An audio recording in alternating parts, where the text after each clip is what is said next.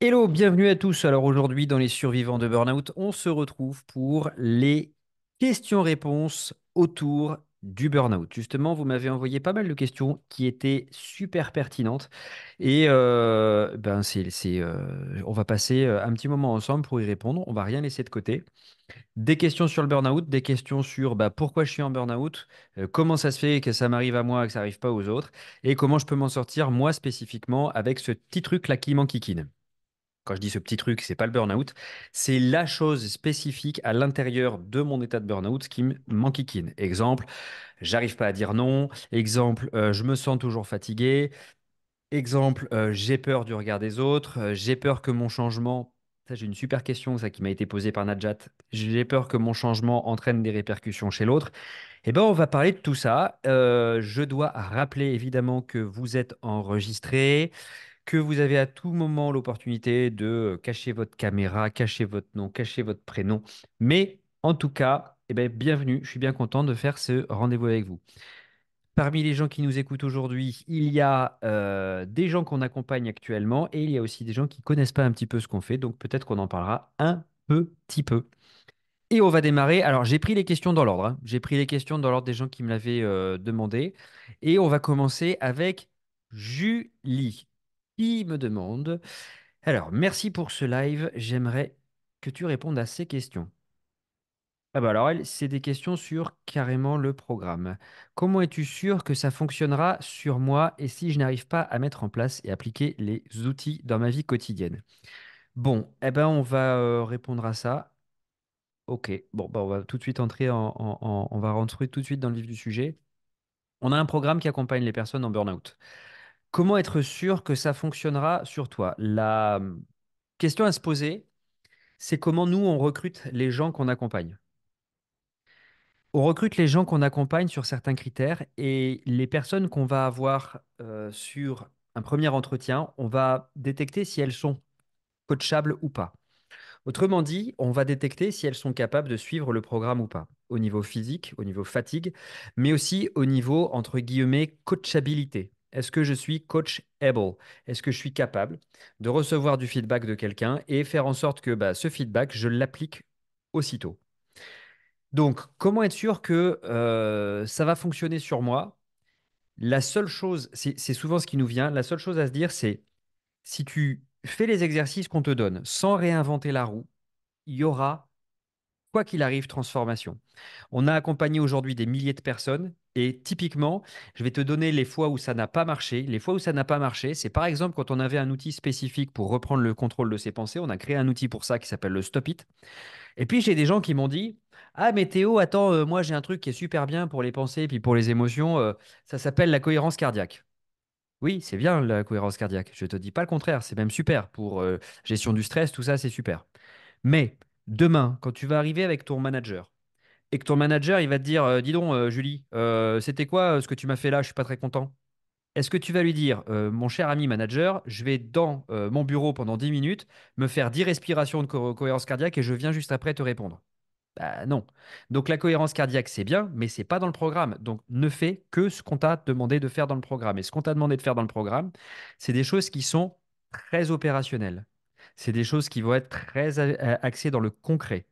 On va pas, c'est un programme qui est super simple en fait. On va pas demander à la personne de faire des milliards de choses, mais les choses qu'on va lui faire faire, on va lui faire en sorte qu'elle les intègre. Bloquer ses pensées ou arrêter ses pensées, se focaliser sur je relâche mon émotion et je fais en sorte de ne plus être victime de mon émotion, ça, c'est complètement dedans avec un programme qui est progressif et constant. Donc à partir du moment où tu es capable de suivre ce qu'on te demande de faire, à partir du moment où tu comprends que le mot essayer, ça n'existe plus, comme dirait Yoda, c'est je le fais mal peut-être, mais en tout cas je le fais. Ça s'appelle l'apprentissage, hein, je le fais jusqu'à ce que j'y arrive. Et bien à ce moment-là, tu es capable de te transformer à travers un truc qui est très simple, qui est très timé, qui est très bordé aussi, qu'on appelle nous notre programme Quick Change. Et l'autre question, c'est et si je n'arrive pas à mettre en place et à appliquer ces outils dans ma vie quotidienne? Ben ça, c'est une super question. Et le meilleur témoignage là-dedans, ça va pas être moi, ça va être Sophie que j'ai eue en en interview cette semaine. Sophie, je vais vous faire un disclaimer. Vous irez voir sur la... Pas un disclaimer, je vais vous faire une annonce. Vous irez voir sur la chaîne YouTube. C'est une personne qu'on a accompagnée il y a déjà plus d'un an. Et un an après, je voulais son feedback sur le programme qu'elle avait fait. Elle en était à son deuxième burn-out quand elle est rentrée chez nous. Et ce qui est intéressant, mais vous irez écouter le podcast, il est sur la chaîne YouTube. Sophie, elle nous le dit clairement, bah, j'ai des automatismes en fait que j'avais pas avant. Il faut savoir que lors de son premier burn-out, elle avait été, pardon, internée pendant 3 mois en clinique pour pouvoir vraiment se poser, se détendre, et elle avait quand même fait une rechute. Bon. Et un an après, elle vient chez nous et elle dit, avec votre truc, j'ai eu des automatismes. Aujourd'hui, il n'y a pas un jour où je pense pas à vous. Aujourd'hui, il n'y a pas une seconde où je fais pas, par exemple, ce qu'on appelle nous notre roue du bonheur. Si vous avez vu le webinaire, vous savez ce que c'est que la roue du bonheur. Il n'y a pas une journée où je pense pas à faire mon stop it. Stop it, c'est arrêter mes pensées, reprendre le contrôle de mes émotions. Il n'y a pas une journée où je pense pas à l'agenda Pareto. L'agenda Pareto, c'est un outil d'efficience. On en a pas mal dans le Quick Change, mais c'est un outil qui permet d'arrêter de couper les cheveux en quatre et d'aller tout droit au but. Donc, en gros, nous, ce qu'on veut, moi, quand j'ai fait ce programme, ce que je ne voulais pas, c'est faire en sorte de bourrer le crâne des gens avec plein d'outils de partout, plein de théories de partout. Parce que en théorie, vous savez toujours, tout se passe bien. Mais moi, je veux pas que vous ayez le cerveau rempli. Moi, je veux que vous ayez des capacités nouvelles. Donc, je vous fais faire des exercices. Je vous fais faire des exercices qui fonctionnent et qui marchent. Et c'est ça qui va amener une transformation dans vos capacités. La capacité à arrêter son cerveau, si je vous l'explique en théorie, oui, bon, bah, c'est bien, super. Mais tant que vous ne pratiquez pas, vous n'y arriverez pas. C'est un petit peu comme si je vous expliquais comment faire un jujigatame en jiu-jitsu brésilien. Bah, tant que vous ne vous êtes pas retrouvé sur un tatami avec un petit énervé, vous n'y arriverez pas à faire un jujigatame. Il faut à un moment donné pratiquer pour s'en sortir. Ok? Donc c'est ça sur quoi on va axer au maximum, nous, notre pratique. On va appliquer, appliquer, appliquer, appliquer, appliquer. OK? La suite des questions de Juju. Est-ce qu'il ne veut pas mieux tenter de régler les problèmes de l'inconscient avec des techniques comme l'hypnose ou le MDR, par exemple, pour se sortir définitivement d'un burn-out? Super question. Hypnose, il y en a dans le Quick Change. Mais je répète, l'hypnose est un outil parmi un ensemble d'outils, plus avec un plan IKEA. On a besoin de plusieurs choses pour sortir du burn-out. On a besoin de plusieurs outils. L'hypnose, nous, il va intervenir au moment où on va recabler nos drivers. Mais on va pas, et ça, si un jour quelqu'un vous dit ça, vous brûlez-le. On va pas faire une séance magique. La séance magique, vous savez, c'est je vais sur mon hypnotiseur et je sors de là, youpi, j'ai résolu tous mes problèmes et en plus mes cheveux, ils sont mis à repousser. Non, marche pas comme ça. Nous, la séance d'hypnose, on va non seulement la faire, mais on va l'intégrer à nous-mêmes et à notre routine quotidienne. Parce que notre inconscient, il ne va pas se transformer comme ça en un claquement de doigts. Ça va être au fur et à mesure que des automatismes nouveaux vont se mettre en place. Donc, la séance d'hypnose magique n'existe pas. Nous, on va l'intégrer à peu près vers la troisième, quatrième semaine. On va demander aux gens de la faire tous les soirs, jusqu'à ce que ça s'intègre complètement. Et ça switch la partie driver, la partie inconsciente. Vous voyez? Il n'y a pas de magie en fait, il y a juste des choses qui sont dans le bon ordre, avec de l'application, qui permettent de nous en sortir. Et je disais avec un plan, parce que c'est hyper important de se rendre compte dans ma construction, dans mon changement, dans mon envie de me sortir complètement du burn-out. Ouais, super, mes drivers, ils vont mieux. Génial. Ben, je retourne au boulot. Allez, on va dire que j'ai travaillé que sur ma partie psy. Je retourne au boulot. Alors, je vais super bien maintenant, j'ai plus mes drivers. Mais je sais toujours pas m'organiser. Bah, il y a un moment donné, ce qui va se passer, c'est que je vais me faire submerger par les tâches. Et les tâches, je vais les ramener chez moi. Et je vais finir par être complètement submergé par l'ensemble de mes tâches. Mon travail va prendre du retard et je vais me ressentir à nouveau noyé. Ça ne suffit pas la partie psy sur le burn-out. Il faut aussi une partie purement opérationnelle de comment je gagne du temps, comment je suis plus efficient, comment j'organise ma vie dans mes 5 domaines de vie, comment je me positionne par rapport aux autres. Ça, on verra par rapport à la question de Najette un peu plus tard. Comment je dis non, comment je négocie mon salaire, comment je prends ma place, comment je rentre dans un conflit en étant peinard sans y laisser d'énergie. Vous voyez, c'est pas uniquement la partie psy, hein. C'est pas la séance de MDR. Alors le MDR, j'aime beaucoup pour un problème qui est le trauma. En dehors des problèmes de trauma, le MDR, je trouve que c'est assez limité. Mais si j'ai eu un trauma, J'ai failli me faire renverser par une voiture, j'arrête pas de reboucler là-dessus à chaque fois que je veux une voiture. J'ai failli me faire agresser dans la rue et maintenant je peux pas m'empêcher quand je suis dans la rue de me sentir agressé. Le MDR, oui, foncez. Mais en dehors de ça, le MDR, bon, ok. Donc l'hypnose, souviens-toi, c'est un outil dans une trousse à outils. Et imagine, c'est un marteau. Un marteau, tu peux t'en servir pour visser une vis, tu n'y arriveras pas. Ou alors tu vas péter la planche. Donc fais pas. Et prends pas le petit couteau non plus. Parce que sinon tu vas péter le couteau et le pas de vis. Il te faut un outil spécifique. Nous, exemple, quand je dis qu'on utilise l'hypnose pour les drivers, on n'utilise pas uniquement l'hypnose. On utilise l'hypnose qu'on va combiner avec un outil de process com ou d'analyse transactionnelle. Si ces mots-là, c'est des gros mots pour vous, c'est pas grave, c'est OK. C'est des outils de coaching qui, indépendamment les uns des autres, sont sympas, mais quand on met du lien entre eux, c'est comme Sangohan et Sangoten, pour ceux qui ont la ref. Ça fait fusion des énergies et ça fait 3 fois plus fort, quoi. Et c'est là où vous voyez que je suis un boomer. Ceux qui n'ont pas la ref, c'est Dragon Ball Z. Donc, vous voyez, ça vous parle. OK. Les outils les uns les autres comme ça séparément, c'est bien, mais il manque du lien en fait. Il manque vraiment du lien. Tu sais, il y a plein de gens, à un moment donné, moi, ils me demandaient de faire uniquement la partie efficience pro. Ouais, l'efficience pro, c'est bien, mais tant que j'ai pas dégagé les drivers des gens et qui sont toujours dans le soi parfait, l'efficience, ça ne marchera pas. L'efficience, en gros, c'est faire du très bien plutôt que faire du parfait. Donc, il faut d'abord que je dégage le soi parfait. Donc, c'est plusieurs outils, mais mis aussi dans un bon ordre. C'est ça aussi qui est important dans ce qu'on propose. Donc, ça s'écoute. En dehors de ton passé de vétérinaire, c'est moi. As-tu un diplôme dans un domaine de la psychologie, du coaching pour être coach sur le thème du burn-out? Non, madame, j'ai absolument pas de diplôme en psychologie, j'ai absolument pas de diplôme dans les trucs reconnus par l'État. Et c'est pas grave en fait.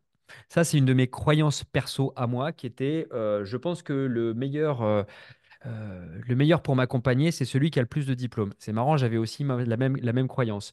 Moi, je ne crois pas aujourd'hui. Moi, je crois que je suis un boulimique d'expérimentation. Alors, j'ai des diplômes dans différents outils de coaching, ProcessCom, analyse transactionnelle, énéagramme, hypnose, PNL, mais ce pas des diplômes qui sont reconnus par l'État, si c'est ça que tu demandes. Surtout, le truc à savoir, c'est que j'ai allez, entre 25 et 30 000 accompagnements à mon actif. Ça fait 10 ans que je fais ça. J'en faisais 45 par semaine à titre individuel. Donc, je pense que des outils, j'étais passionné par découvrir des outils. Dès qu'il y avait un outil de coaching, j'étais passionné, je me mettais à fond dedans et je suis un boulimique de lecture et d'apprentissage, donc je faisais ça. Et puis, j'avais de la matière pour tester. Mes premiers patients, je n'ai pas le droit de dire patients parce que je ne suis pas médecin, mes premiers clients coachés, appelez ça comme vous voulez, j'ai testé tout un tas de trucs sur eux. Et je peux vous dire aujourd'hui qu'il y a des trucs qui ne marchent pas. Ça marche pas. Je vous expliquais la séance d'hypnose magique, par exemple, j'y crois plus du tout. Et il y a des trucs, dans chaque domaine qui sont super intéressants. L'hypnose peut être super intéressante, la PNL peut être super intéressante, l'énéagramme peut être super intéressante. Mais il y a un moment donné, il faut faire la synthèse de tout ça et voir sur le terrain ce qui marche. Notre outil de Stop It. Notre outil de Stop It, il s'est fabriqué avec des dirigeants de boîte. Je vous donne l'exemple de comment ça s'est fait. Moi, on m'a appelé un jour pour faire du coaching à des dirigeants. C'est un grand patron qui m'a dit, en fait, ce que tu fais, c'est pas de l'hypnose, c'est du coaching. Tu vas venir bosser chez moi. Moi, je me suis retrouvé avec mon air bête et ma vue basse à coacher des mecs. Et surtout, le patron m'avait dit, tu leur dis pas que tu fais de l'hypnose parce que tu sais, l'hypnose, ça fait un peu peur. Donc, j'ai dû effectivement développer des nouvelles formes d'accompagnement, donc me former aussi à ces nouvelles formes d'accompagnement type coaching. Et puis un jour, je me suis vraiment focalisé sur le burn-out. Et qu'est-ce qui s'est passé? Ce burn-out-là, il m'a amené à avoir beaucoup de clients. Et ces clients un peu exigeants me disaient, ouais, ton truc, il est bien là. Mais passer 10 minutes par jour pour pouvoir reprendre le contrôle de mes pensées, je ne peux pas, moi. J'ai pas 10 minutes par jour. Au début de l'accompagnement, les gens n'ont pas 10 minutes par jour. En tout cas, c'est ce qu'ils croient. Et donc, ça m'a poussé à créer un outil qu'on ne fait pas en 10 minutes par jour, mais qu'on fait en 10 fois 1 minute. Et ça, c'est l'arnaque du chef. Parce que là, les mecs, ils avaient plus l'occasion de me dire, Théo, j'ai pas le temps. Non, combien de fois tu vas pisser dans la journée? 4 fois? Bon, tu pourras le faire déjà 4 fois ton truc. Tu prends un café le matin? Tu le fais une fois. Tu vas te coucher à un moment donné? Tu le fais. Tu te douches? Tu le fais. Et donc, au lieu de faire un truc en 10 fois, en une fois, 10 minutes, on a amélioré le truc en disant on va le faire en 10 fois une minute. C'est tout ça basé sur des outils qui existent déjà, mais qu'on a améliorés, peaufinés et surtout rendus très opérationnels pour le burn-out. Notre outil, alors c'est vrai que les gens qui font un burn-out, souvent ils se font des crises d'angoisse. Les crises d'angoisse, c'est un des trucs les plus faciles à résoudre, hein. Faut le savoir. Les crises d'angoisse, on va vous dire, il y a souvent des gens qui vont dire oui, mais moi je fais de la méditation pleine conscience et c'est trop bien. Ouais, eh ben, on va voir quand ton manager il va venir t'engueuler si tu lui fais de la méditation pleine conscience. C'est pareil, tu vas dans ton bureau, tu dis bouge pas, je vais mettre mon gong, mon encens et petit bambou et ça va aller. La vie n'est pas petit bambou. Donc il faut un outil qui clairement, quand je claque des doigts, me permette de reprendre le contrôle. Donc c'est pas toutes ces applications qui sont bien pour certains usages, qui sont opérationnelles dans la vie réelle. Quand tu te prends un gros coup de trouille parce qu'il y a quelqu'un qui te fait peur, il te faut un truc où juste en un claquement de doigts, tu arrives à reprendre le contrôle de tes pensées. C'est ça le stop it. Ok. Donc, l'expérience du terrain. Donc, un grand désolé pour les 30 000 personnes qui ont essuyé les plâtres avant vous. Mais bon, en général, ils étaient quand même plutôt contents. En général. Attends, je reprends encore. Il y a deux, trois personnes qui étaient en carafe à l'extérieur. Concernant le bilan d'appétence que tu proposes dans ton programme, si j'ai bien compris, il y a un travail à faire sur ses valeurs pour trouver sa voie. Yes. Est-ce que la coach nous aide ensuite à décortiquer le travail sur les valeurs? Yes. Et à trouver un métier qui nous correspond vraiment? Non. Et qui peut être quelque chose à quoi on n'aurait pas du tout pensé ou c'est à nous de faire le travail seul? Cette question-là, elle est hyper importante. Comment le bilan d'appétence va se faire à notre échelle chez nous? Notre bilan d'appétence, nous, il se fait en aidant la personne à supprimer ses peurs. Si je n'ai pas peur, si je n'ai plus peur de rêver d'être qui je suis, si je m'autorise à être qui je suis, eh ben déjà, ça va me permettre d'avoir des horizons nouveaux devant moi. Je vais oser peut-être faire des nouvelles choses. Je vais oser aller regarder dans les endroits où je n'osais pas aller parce que je me disais non, c'est pas pour moi. Tu te rends pas compte, j'ai pas les diplômes, je peux pas faire du coaching. Puis j'ai pas mon diplôme de psycho ou de psychiatre. Donc, je vais oser aller par là, je vais affronter ma peur, je vais oser regarder. Ça, c'est une première manière avec laquelle on va accompagner les gens dans le bilan d'appétence. La deuxième manière, et ça, on l'a vu dans un des coachings ce matin, c'est qu'on va, à travers le programme anti-burnout, amener la personne à se repersonnaliser. Ça, faut que je vous l'explique. Souvent, quand les gens ils sont en burn-out, ils sont en dépersonnalisation totale. Je vais aller un petit peu vite, mais vous connaissez les drivers si vous avez vu le webinar. Ils ont un petit driver qui s'appelle fait plaisir. En eux, c'est plus fort qu'eux. Ils doivent d'abord faire passer l'autre avant eux. Et parfois, c'est le travail avant moi, c'est mes enfants avant moi, c'est mon mari avant moi, c'est mes collègues avant moi. Donc, ce driver faire plaisir poussé à l'extrême, il va faire une chose, il va faire que les gens vont ne plus savoir eux ce qui leur fait plaisir, mais je vais aller plus loin. Ils vont même pas savoir eux qui ils sont. Qu'est-ce que t'aimes? Je sais pas. Électroencéphalogramme plat. Qu'est-ce qui toi te met en énergie? Je sais pas.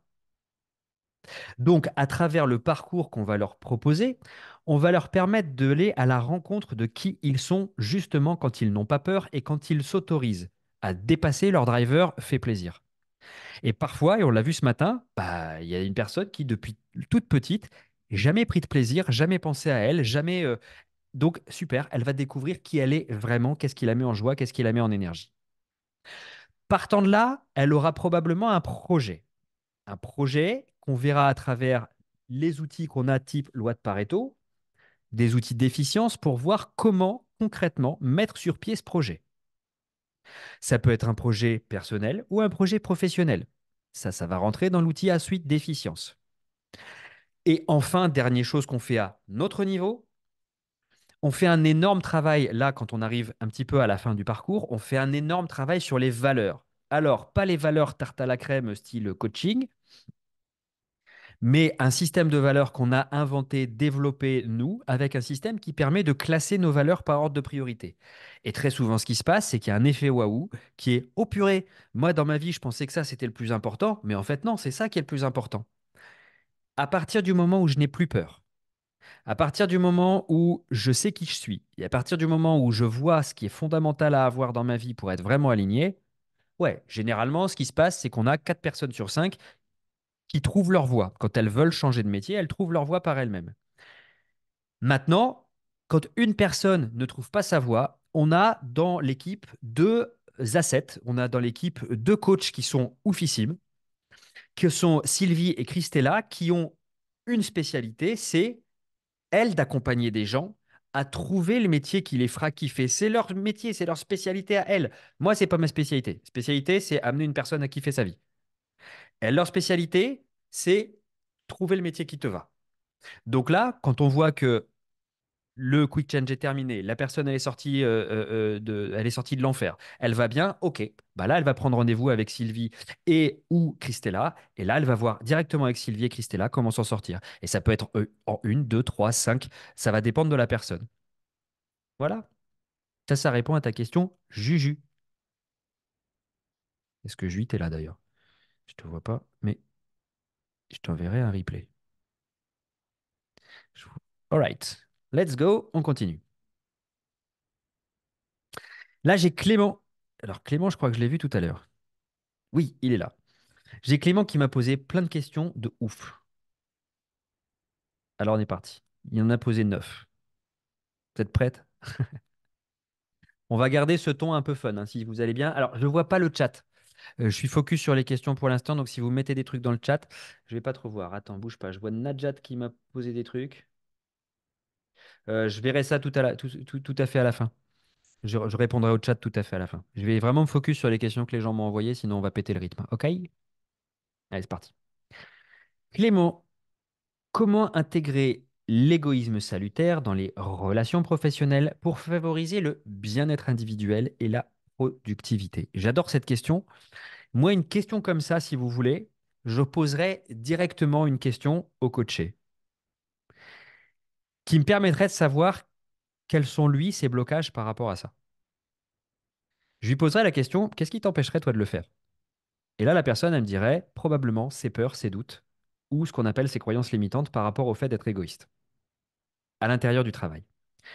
Mais pour donner donc, comme je ne suis pas en coaching avec lui, pour donner une réponse qui se veut la plus précise possible, alors que je n'ai pas l'énoncé le plus précis possible, je vais lui répondre la chose suivante. À partir du l'égoïsme salutaire, c'est pas je pense qu'à ma gueule et je m'en fous des autres. C'est pas ça. Ça c'est l'égoïsme à la con. Ça c'est l'égoïsme quand on vous dit quand vous êtes petit, c'est pas bien. L'égoïsme salutaire, c'est m'apporter suffisamment d'oxygène par des moments où je peux être capable de dire non, par des moments où je peux être capable de dire je délègue ce travail-là à quelqu'un, par ces moments où je peux dire cette tâche-là, je ne la fais pas parce que c'est loin d'être prioritaire, voire même c'est inutile. C'est dire ben, je suis très très bon pour cette tâche-là et cette tâche-là me met en énergie, donc cette tâche-là, les gars, elle est pour moi. C'est être capable de prendre sa place, c'est être capable de montrer qu'on est bon aussi dans ce qu'on fait, parce que souvent les gens dans le milieu professionnel, ils pensent que c'est en travaillant bien qu'ils vont avoir des reconnaissances. C'est pas vrai, hein. En travaillant bien, souvent ce que vous obtenez, c'est plus de travail. Donc, c'est aussi en apprenant à se positionnant par l'égoïsme salutaire que les gens vont me reconnaître, moi, à ma juste place dans le milieu professionnel. L'égoïsme salutaire, c'est ma capacité à prendre ma place. Et quand je vais réussir à prendre ma place, ce qui va se passer, c'est que je vais me positionner de facto comme un leader. Quelqu'un qui ne se fait pas écraser par les autres, quelqu'un qui est respecté, quelqu'un qui est capable d'entrer dans une situation conflictuelle sans péter un câble, juste exposer ses arguments et être capable de désamorcer peut-être les arguments de l'autre. Parce qu'il faut se souvenir d'une chose qu'on oublie très souvent quand on est salarié, c'est que quand on est salarié, nos patrons, c'est une projection de nos parents.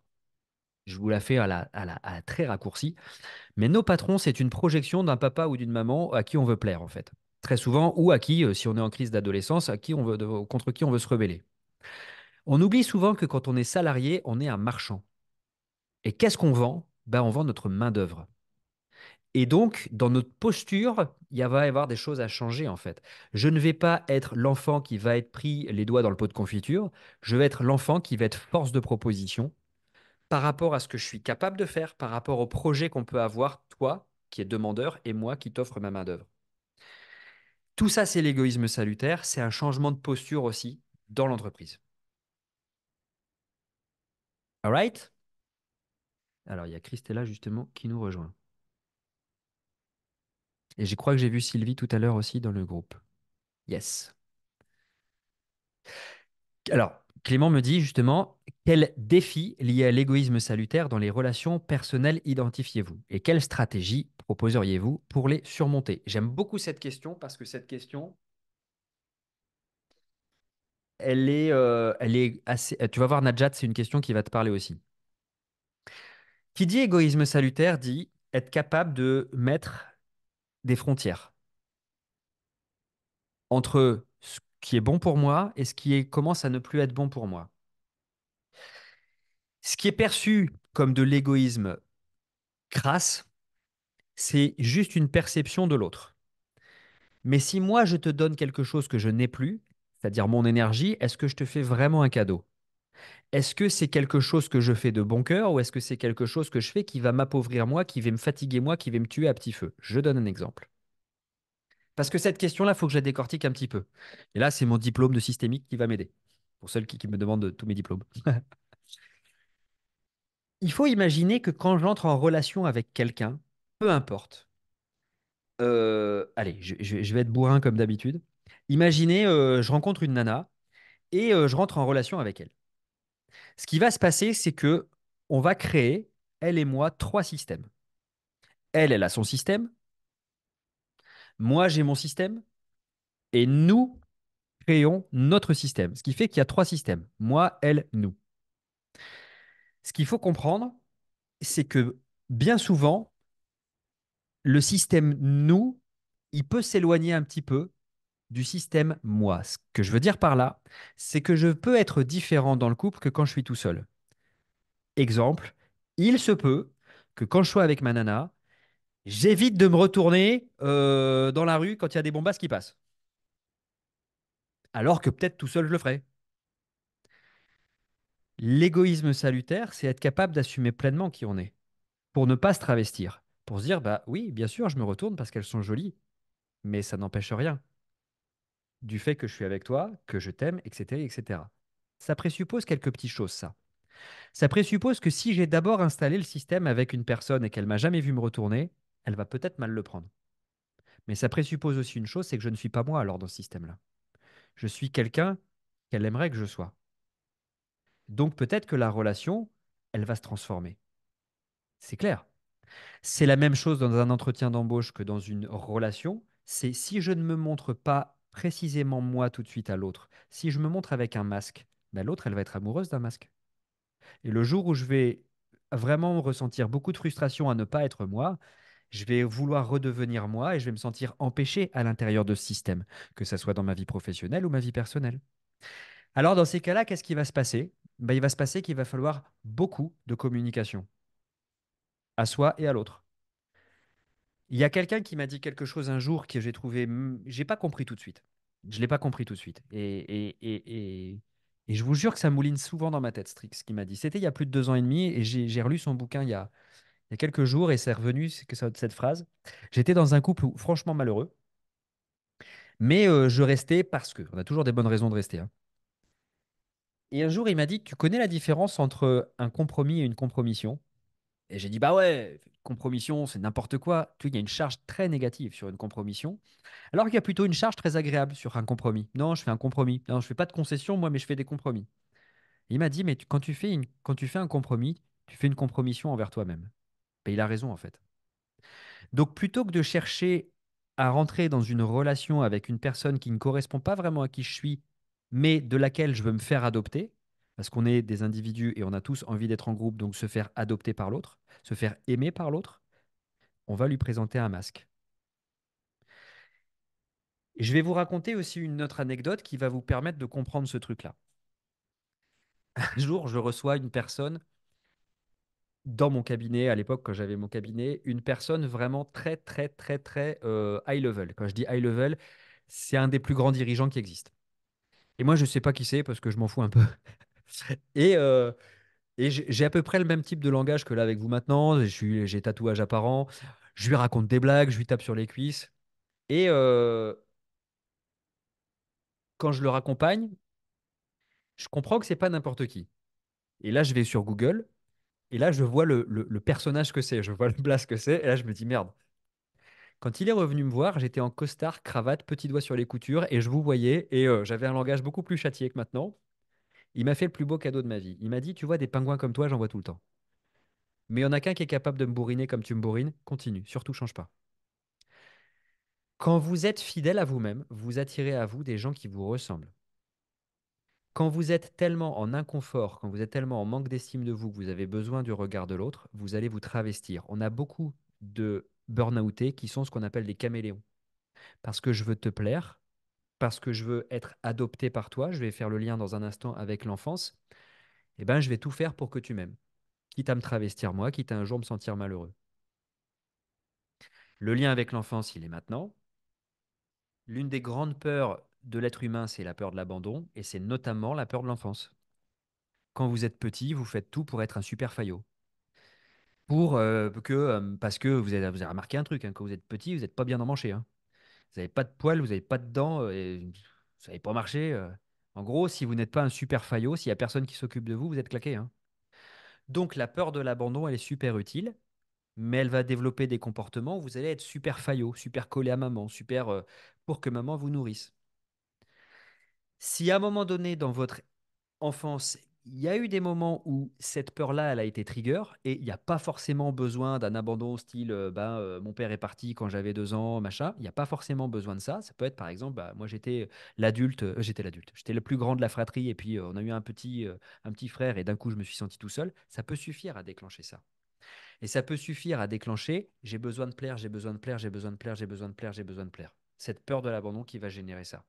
Cette peur de l'abandon, on va la traiter, on va l'adresser aussi à travers le parcours Quick Change, justement, dans le deuxième module, je dirais, dans la deuxième étape, où on va affronter nos peurs. Je suis qui quand j'ai plus peur de l'abandon et que je me montre face au jour tel que je suis. Quand il y a autant de personnes qui m'aiment que de personnes qui me détestent, et vous savez quoi? Je m'en fous. Je m'en fous que vous m'aimiez, je m'en fous que vous me détestiez. Parce que moi, ça va en fait.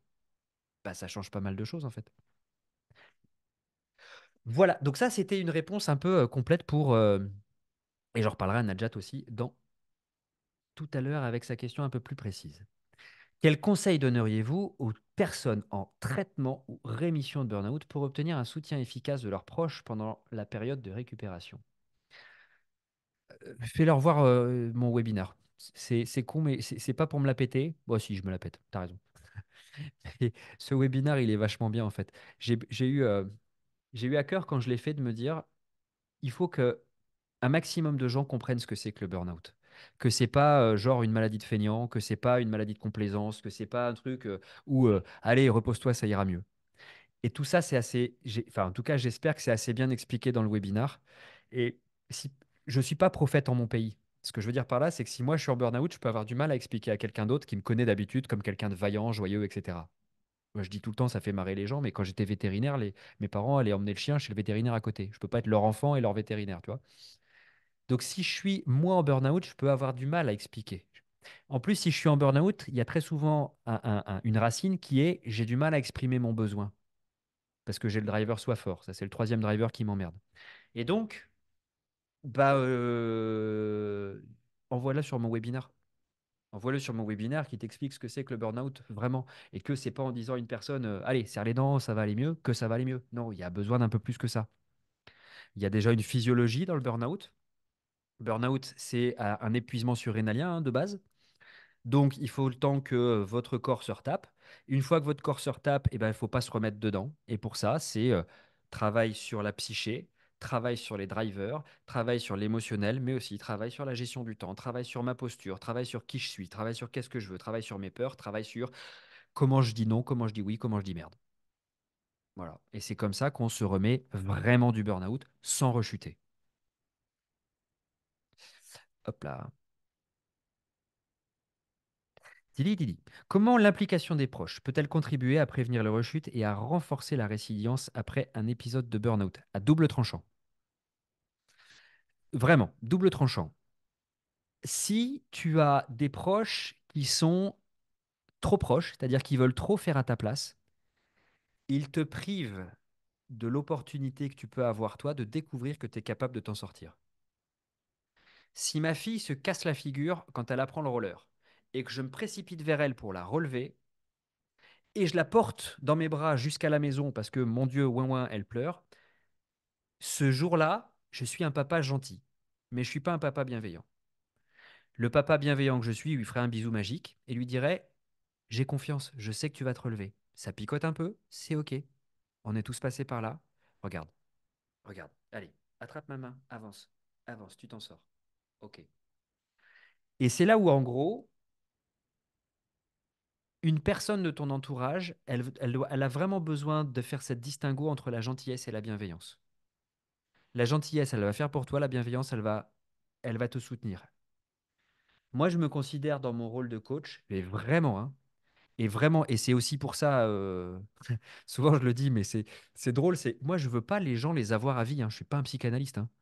J'ai pas envie de les garder 20 ans à raison d'une fois par semaine. Non, non, cassez-vous vite. Parce que plus vite ils se cassent, plus vite ils ont résolu leurs problèmes, plus vite ils sont libres en fait. Donc moi, mon rôle, en tant que personne bienveillante, c'est d'être un tuteur. Vous, vous êtes la jeune pousse, vous vous appuyez sur moi, je vais jamais tirer trop vite, je vais jamais pousser dans un coin. Allez, tu peux te lever, tu peux y arriver. Non, non, non, non, non. Pas mon style. Parce que si je fais ça, je déclenche chez toi le merde, j'y arrive pas, je peux pas. Et donc, tu rechutes au niveau de ton estime de toi. Alors que si tu as un tuteur à côté de toi, tu peux t'appuyer sur lui. C'est pas lui qui va te tirer, c'est pas lui qui va te pousser. Puis à un moment donné, quand le tronc est suffisamment solide, bah, le tuteur il se barre, hein. Moi, c'est comme ça que je me vois. Et tous mes coachs aujourd'hui dans le Quick Change, ils sont comme ça. Vraiment. Alors, comment concilier la gestion des mécanismes de protection anti-burnout, notamment la capacité à refuser des tâches, dans un contexte professionnel génial où le manager, souvent en situation de saturation, encourage le dépassement ultime de soi et un engagement total, semblant ainsi s'écarter de l'égoïsme salutaire. Alors, déjà, j'ai donné une partie de la réponse tout à l'heure. En fait, il y a deux. La réponse, elle va être bifide, elle va avoir deux têtes. La première partie, c'est bien comprendre ce que c'est que l'égoïsme salutaire, c'est de me positionner.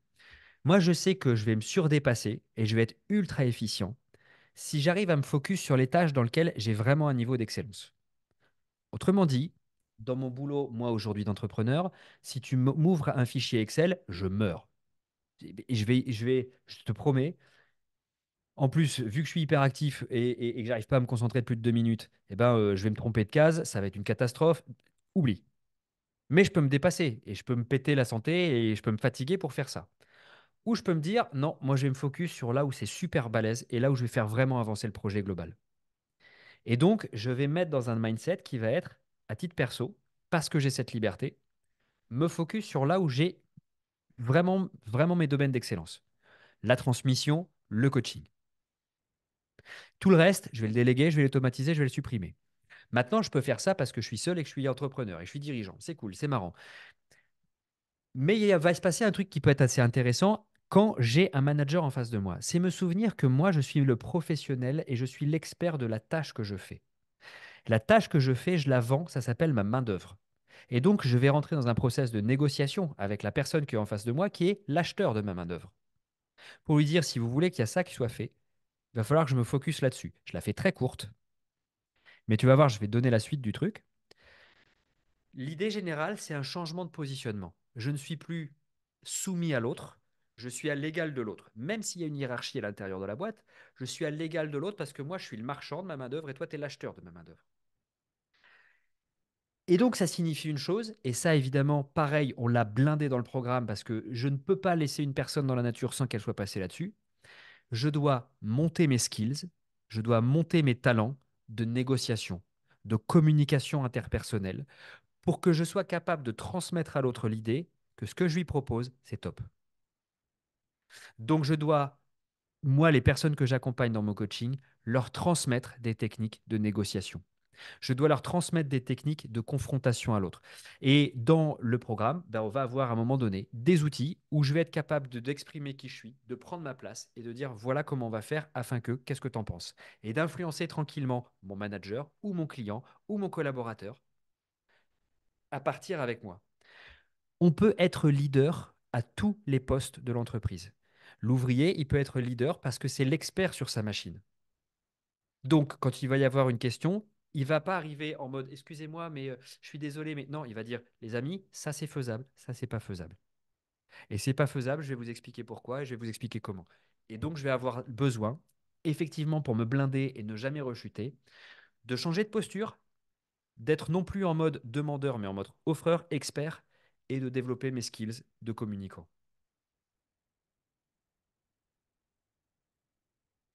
Super question. Comment aborder la gestion lorsqu'un manager insiste sur l'imposition de tâches de manière directive, refusant d'écouter malgré des explications pragmatiques et une proposition de priorisation efficace, en apprenant la technique des demandes qu'on ne pourra pas vous refuser. Il y a aujourd'hui, vraiment, et on le voit vraiment en fait. Il y a des outils, il y a des techniques de linguistique, de rhétorique, de marketing si tu veux, d'hypnose si tu veux, de communication interpersonnelle si tu veux, qui permet non seulement de faire passer un message, mais d'amener l'autre à penser comme toi.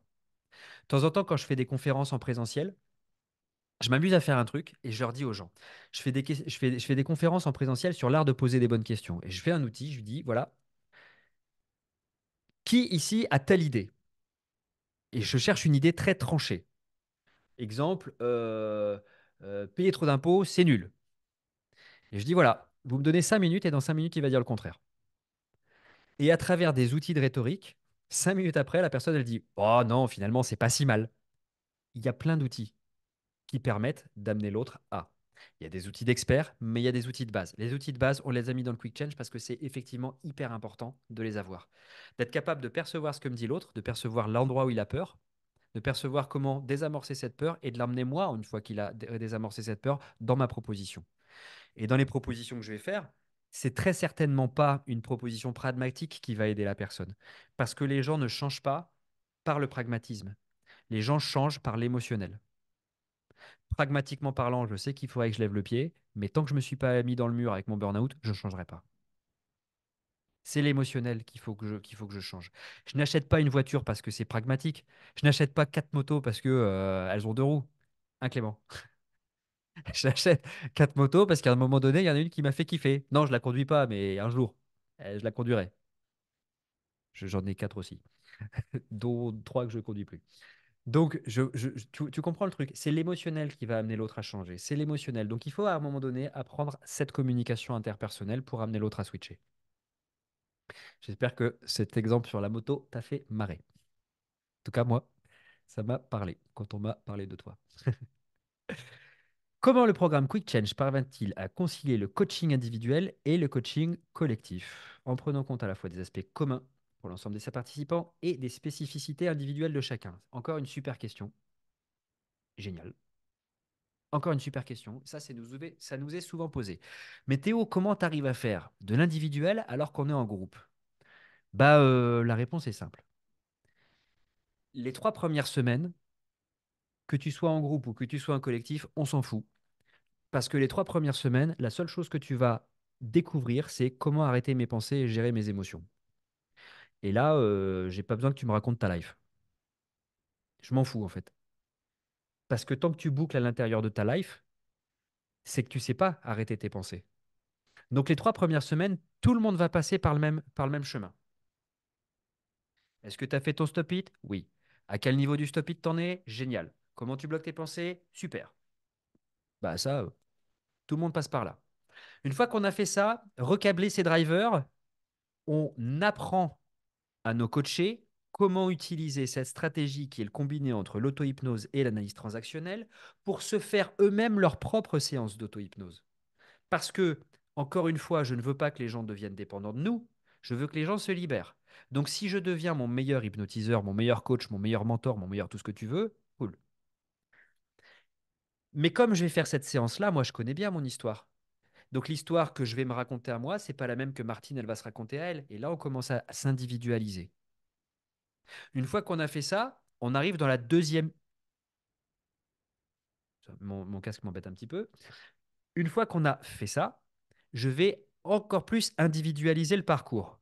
Dans le deuxième pilier, je vais commencer à réfléchir sur qui je suis et qu'est-ce que j'aime.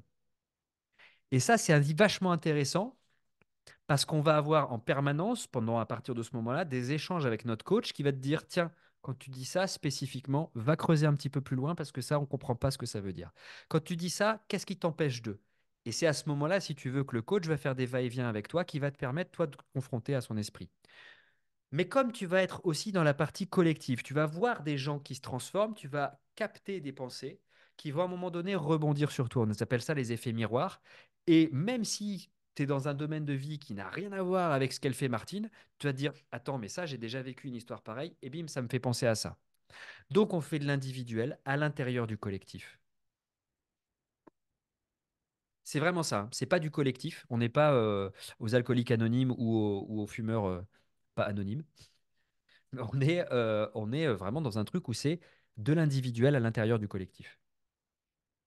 Comment moi j'ai fait pour overcome, pour dépasser ma peur? Comment moi mon résultat là cette semaine? Ah bah ok, maintenant tu me fais penser à ça. C'est vrai que moi je vais faire ça pour la semaine prochaine. Je vais voir comment ça peut m'aider. Voilà si ça peut t'aiguiller là-dessus. Et je crois qu'il y a une dernière question que j'ai pas adressée. Yep.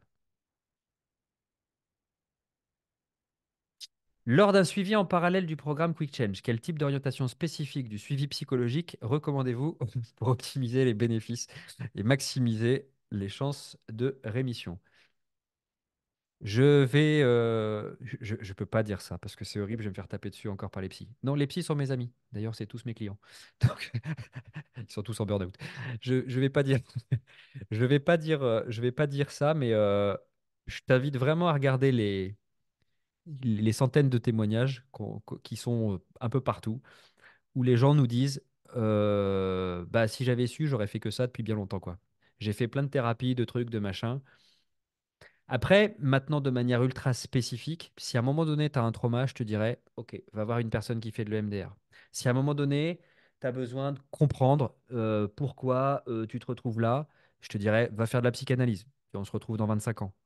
Si à un moment donné, tu me dis, je suis en état dépressif, je te dirais, là, va voir un psychiatre qui peut-être te donnera quelques médicaments qui te permettront de suivre le programme. Ça sera du cas par cas. Mais dans, je vais te dire, l'immense majorité des cas, le programme, il va se suffire à lui-même. Si j'arrive à bloquer mes pensées, n'anticipe plus l'avenir, donc je suis pas dans les crises d'angoisse, dans l'anticipation, la peur, etc. Et je ne ressasse pas le passé. Donc je suis pas dans la morosité, la tristesse et tout le machin, en train de revivre mes traumas et tout le machin. Et je gère mes émotions. À partir de ce moment-là, bah ok, c'est cool. On a des outils qui sont vraiment actionnables directement. Le psy, il va avoir son utilité si tu as besoin de parler. Chez nous, on parle très peu en fait. On raconte pas sa life. Moi, je m'en fous la vie des gens. Moi, ce que je veux, c'est pas connaître par cœur leurs problèmes. Ce que je veux, c'est qu'ils soient des spécialistes de leurs solutions. C'est des bacs plus 40 dans leurs problèmes. Tu sais, ils ont 40 ans, ils viennent chez nous, ça fait 40 ans qu'ils ont. C'est des bacs plus 40 dans leurs problèmes. Ils savent tous d'où ça vient. Moi, ça me vient de mon père qui était violent et que si j'étais pas premier, je me prenais une baffe dans la gueule. Oui, ça, je me la suis répété plein de fois l'histoire. Est-ce que ça faisait de moi un spécialiste de ma solution? Non, je peux me raconter l'histoire encore longtemps. Et cette histoire, je peux la raconter à un psychiatre, psychologue, psychanalyste, psychothérapeute, psycho-énergéticien, psychomédeux. Ça ne changera pas en fait. Moi, ce que je veux, c'est transformer les gens en experts de leurs solutions. Maintenant, si j'ai besoin d'une oreille attentive parce que je me sens très seul dans la vie, bah ok, la porte elle est ouverte et il y a des thérapeutes pour ça. C'est cash hein, ce que je dis, ça plaît pas à tout le monde, hein. Mais les psys sont mes amis. Je le redis avant que je me prenne plein de commentaires sous la vidéo. Ça va être génial. Alors, en plus, c'est vrai, j'ai plein de clients psy, donc c'est souvent mes amis. Et dans le programme d'ailleurs Quick Change, on a des coachs qui sont psy. Pas tous, on a gardé que les bons. Là, c'est sûr, je suis mort. Alors, Clément, je crois que tu es fini au niveau des questions. Et on a Gwen aussi maintenant qui nous a posé des questions. Ensuite, Laurence, Frédéric et Nadjat. Ça va, on est bien? 50 minutes? On continue? C'est parti. Gwen, après avoir dormi 6 mois jour et nuit. Gwen, c'est Hibernatus. Pas de bol, elle s'est réveillée, il fait -15 dehors. Je vais devoir retrouver un travail. Est-ce que en reprenant le même emploi, elle donne le nom de son emploi, elle dit rien que d'écrire ça, ça m'angoisse. Est-ce que je ne vais pas retomber dans les mêmes travers, soit parfait en l'occurrence? Ben, moi, je te dirais déjà, là, pour le coup, j'y retournerai pas dans ton boulot. Parce que si rien que le fait d'écrire, il y a déjà une charge d'angoisse, tu peux être sûr et certaine, c'est qu'à un moment, tu vas retrouver ton médecin très vite qui va te faire un nouvel arrêt. En gros, c'est souvent ça, moi, qui me rend ouf avec le burn-out. Mais vraiment, ça me rend ouf. La prise en charge du burn-out, on vous dit, repose-toi, ça ira mieux. Bah oui, ça va aller mieux sur un point physiologique. C'est-à-dire que mon système hormonal, il va se rééquilibrer.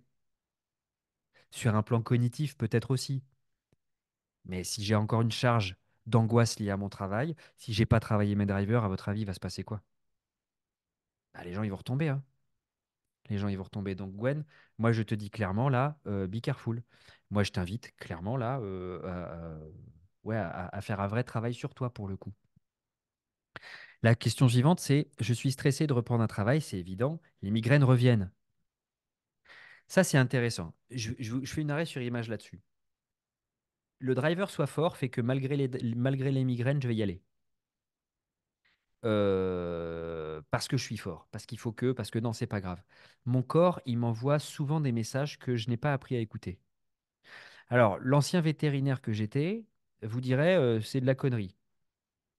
Maintenant, pour avoir vu beaucoup de phénomènes étranges, je vous dirais, c'est pas de la connerie. Les symptômes idiopathiques que vous pouvez déclencher, ce genre de migraine, des prises de poids un peu cheloues. D'ailleurs, la prise de poids, elle est renforcée par les cortisol qui circulent dans votre sang.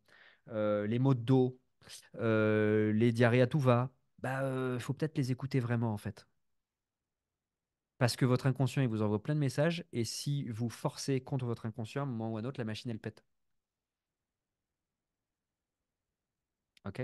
Donc, comment faire pour calmer mon mental?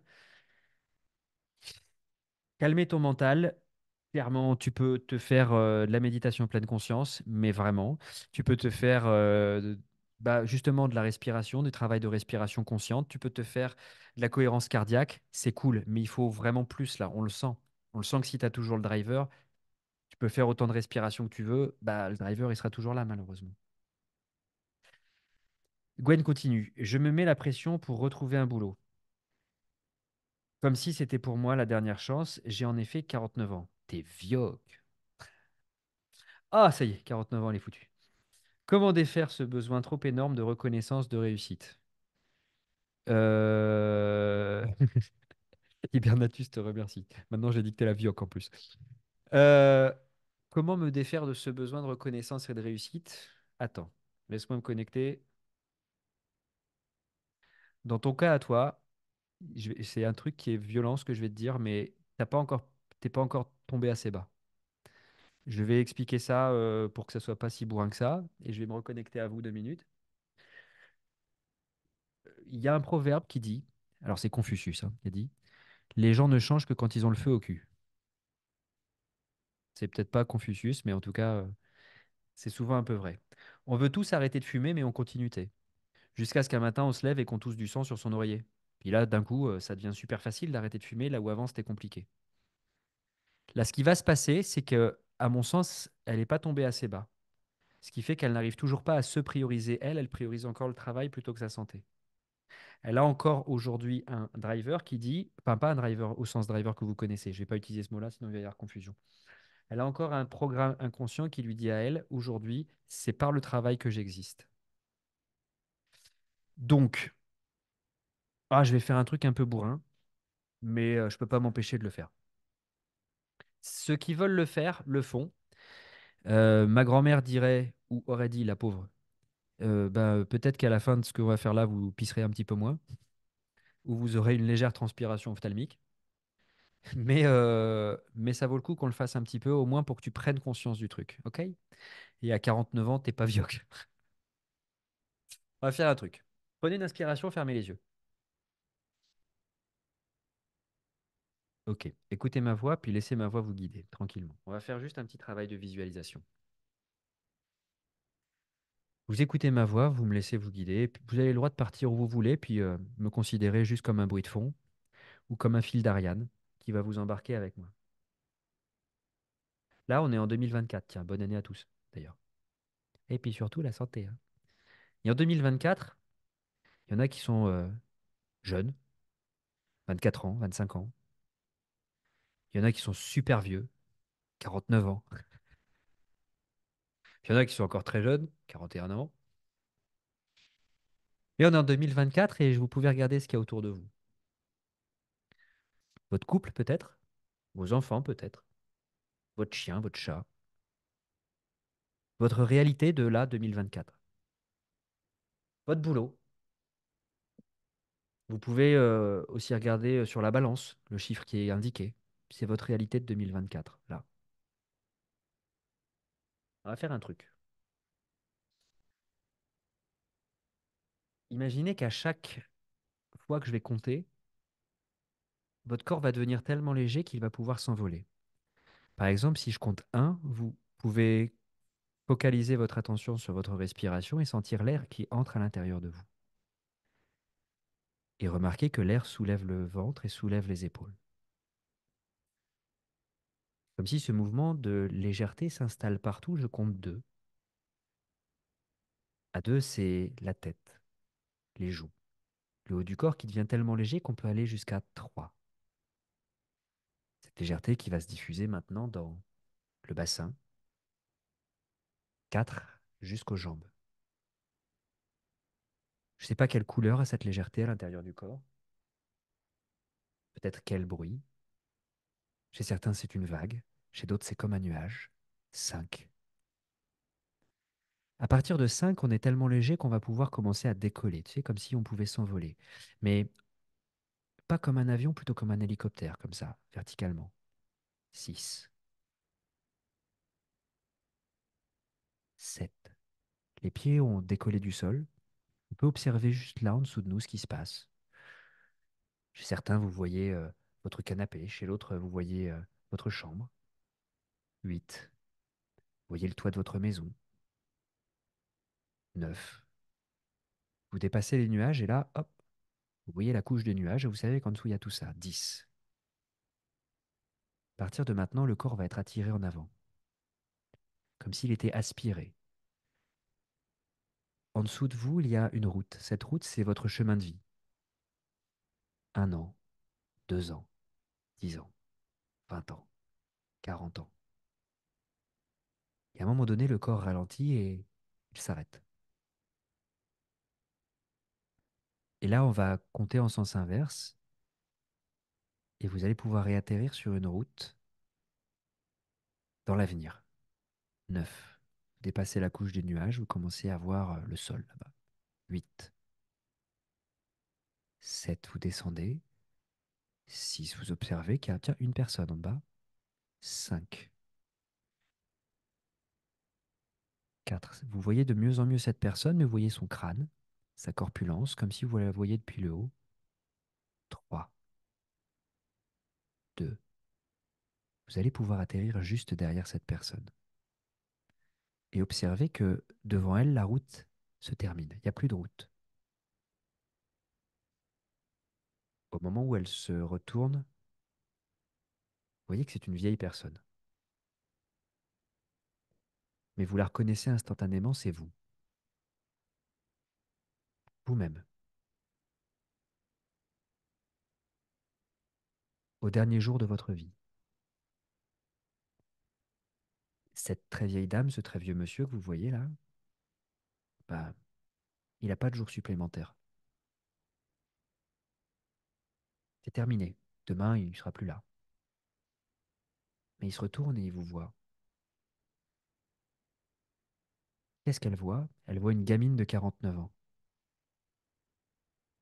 Elle voit un bébé de 49 ans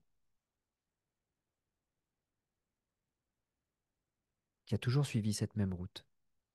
J'ai besoin de reconnaissance. J'ai besoin des autres. Le travail, c'est ce qu'il y a de plus important. Qui s'est usé, qui s'est crevé. Vous savez, quand on arrive au dernier jour de notre vie, on a des regrets. J'aurais dû faire ci, j'aurais dû faire ça. Moi, ce que je voudrais là maintenant, c'est que ce vieux vous qui vous voit là, qui se dit que, mon Dieu, 49 ans, t'as tellement de possibilités devant toi. T'as une telle liberté pour m'éviter d'arriver jusque là où je suis, moi. T'as tellement de choses que tu peux mettre en place, toi, pour pas que je finisse comme ça. Qu'est-ce qu'elle vous dit, cette personne?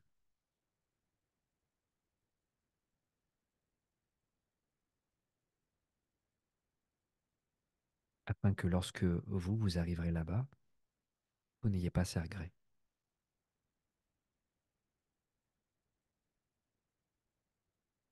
pour que ce qui nous paraît dur, insurmontable, compliqué, là-bas en 2024, dans notre jeunesse, nous paraisse dérisoire, finalement.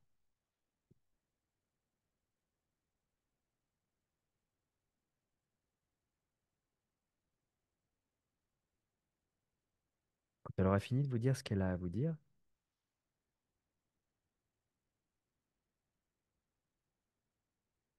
chacune à votre rythme, chacun à votre rythme, vous pourrez remercier cette personne et peut-être lui faire la promesse que, ok, j'ai entendu ce que tu as dit. Et demain, là-bas en 2024, c'est le premier jour du reste de ma vie.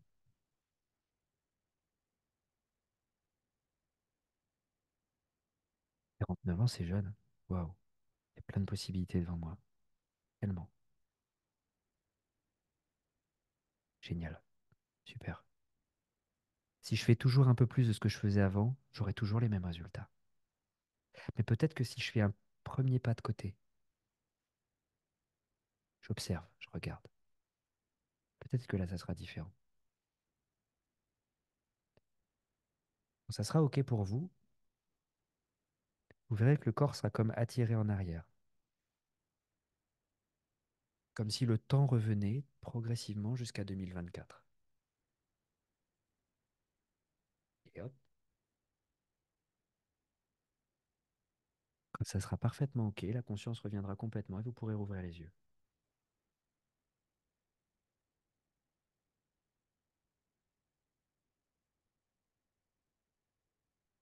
Et ça, c'est cool. Ça fait quelques petites prises de conscience. Fumer-tu sur une boîte de clopes, ça marche pas. Cette clope-là, cette clope-là, celle que tu fumes là, quand tu as fini de la fumer, t'es mort. Je te jure que ça marche. Donc parfois, remettre les choses en perspective, c'est cool. Si à 49 ans, je suis ruiné, il me reste plus ou moins. Attends, mon espérance de vie à moi, ça sera à peu près 140 ans. Donc il me restera à peu près 100 ans pour me refaire. Non, blague à part, s'il m'arrive une douille à 49 ans, mais j'ai encore tellement de place et tellement d'énergie et qu'il y a tellement de temps devant moi pour kiffer ma vie que je vais le faire en fait. Je vais pas faire un peu plus de ce qui marche pas. Parce que sinon, je vais rechuter, et puis je vais rechuter, puis la prochaine fois que j'appellerai Théo, j'aurai 53 ans. J'en serai à mon cinquième burn-out. Ou je peux faire une chose légèrement différemment pendant un moment. Adresser mes peurs, regarder mes peurs en face. Je vais vous faire une petite digression sur les peurs parce que c'est un sujet qui me passionne. Très souvent, ce qui me fait peur, c'est ce qu'il y a dans mon cerveau. C'est pas la réalité. Très souvent, je suis capable de me faire des scénarios à la Spielberg, mais bien pire que les Dents de la Mer, quoi. Et très souvent, la réalité me fait beaucoup moins peur que la peur elle-même. Ma peur, c'est le monstre qui se cache sous mon lit. Ma peur, c'est le monstre qui se cache dans mon placard. C'est ce qui se tapit dans l'ombre. C'est ce que je veux pas regarder, mais je sais que c'est là. Et elle tourne en lame de fond dans mon cerveau comme ça. À partir du moment où je mets de la lumière sur ma peur, où je la regarde droit dans les yeux, à partir du moment où je mets de la lumière dans ce placard, que je mets de la lumière sous le lit, qu'est-ce qui se passe? Putain, il n'y a pas de monstre en fait. À partir du moment où je regarde ma peur droit dans les yeux, ma peur, elle commence à disparaître. Et donc, une des solutions qui pourrait être intéressante, et je le donne souvent, ça, comme outil, c'est qu'est-ce qui pourrait m'arriver de vraiment pire, en fait? Je le dis à chaque fois, mais quand j'ai quitté ce métier de veto, qui était vraiment plus que toxique pour ma santé, bah, moi, par mettre ma main dans le cul d'une vache, ça savais pas faire grand-chose, quoi. Et si je ne changeais pas, j'avais l'impression de sécurité, en tout cas une sécurité financière, mais je pétais ma santé, quoi.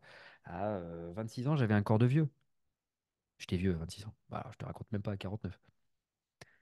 Et donc, il y avait un blocage. Ce blocage, c'était partir dans la vie qui me correspond vraiment, c'est-à-dire le coaching. Et il y avait pas qu'une peur, en fait. Il y en avait 10. Comment je vais choper de la clientèle, comment je vais nourrir ma famille, comment je vais choper un toit. Moi qui ai l'habitude d'avoir des clients en veux-tu, en voilà, parce qu'un animal, ça a toujours mal à la papate, au cucu, etc. Là, les gens, c'est pas pareil. Bah, ces peurs, on va les adresser. Et si ma vraie voie, c'est faire du coaching, mais que j'y arrive pas tout de suite, bah, j'irai bosser chez Carrefour, j'irai bosser chez McDo. Et c'est OK, en fait. Ce besoin fondamental, il sera couvert. Et je trouverai une solution pour m'en sortir, parce que je vais chercher comment faire pour m'en sortir. Je ne vais pas rester bloqué dans ma peur. La peur vous paralyse. Et on va justement sortir de ça. Comment se remettre en route après ce longtemps? Je n'ose pas, je procrastine, je perds du temps, je ne décroche pas mon téléphone. Tu vas décrocher ton téléphone et tu vas nous appeler, clairement. Et on va voir si on peut t'accompagner. Je vais mettre le lien ici en dessous parce que vu tout ce que tu nous dis, tiens, je te mets le lien là. Tac. Tu auras dans le chat. Tu auras accès à l'agenda de l'équipe. Tu verras si on correspond à tes besoins et à tes attentes et on verra si on peut te coacher, si tu es coachable. Parce que vu ce que tu nous dis, ici, il y a deux choix en fait. Soit tu y retournes, mais tu risques de répéter, c'est clair. C'est clair, tu risques de répéter plus fort encore. Parce que là, dans ce que je vois, tu as toujours un niveau de stress très élevé. Donc, le micro-bénéfice que tu viens d'avoir à te reposer au bout de 6 mois, il risque de reflamber. Ou tu dis, OK, les choses vont se faire légèrement différemment. Le changement, ça fait peur. Et je le dis, je le répète, et je sais que vous êtes des coquines et que vous le savez. On ne passe pas du blanc au noir comme ça. Il y a 50 nuances de gris. Donc, le changement, ça doit se faire progressivement, régulièrement, constamment. C'est pas d'un coup qu'on va réussir à te faire ne plus avoir peur, trouver ton positionnement, trouver ta place, etc. Ça se fait de manière progressive et régulière. Maintenant que physiquement ça va un peu mieux, je recommence à aller très vite, à trouver tout le monde lent. Je recommence à faire plusieurs choses à la fois, à écouter un débat en lisant le journal par exemple. Je ne peux m'en empêcher. Bon, bah ça, c'est les cerveaux surefficients. Bienvenue au club. Et je pense que ça ne va pas m'aider à aller bien. Non, clairement. Là, on est dopamine addict. Donc là, on a un cerveau qui va fonctionner comme ça. Et c'est OK, ça va être des troubles de la concentration aussi, ou dopamine addict, ou les deux. Et ça, clairement, va falloir apprendre à discipliner ça. Je reviens au stop-it. Quand on fait le stop-it, on réapprend à discipliner aussi son cerveau, quoi. Ça fait partie des choses de base. Si je veux plus être en permanence comme ce hamster qui mouline dans sa rue, dans sa roue, j'ai vu hamster dans la rue, eh ben, il faut commencer à faire ce genre de choses. Il faut refaire des outils de remédiation cognitive. Et si tu viens pas chez nous, va chez, et ça sera au moins un bon début, quelqu'un qui te fera faire du travail de remédiation cognitive. Qui fait ça? Les psys qui font de la thérapie cognitivo-comportementale. Ça résoudra pas tout le schmilblick, mais au moins ça pourra te permettre parfois de discipliner ta pensée.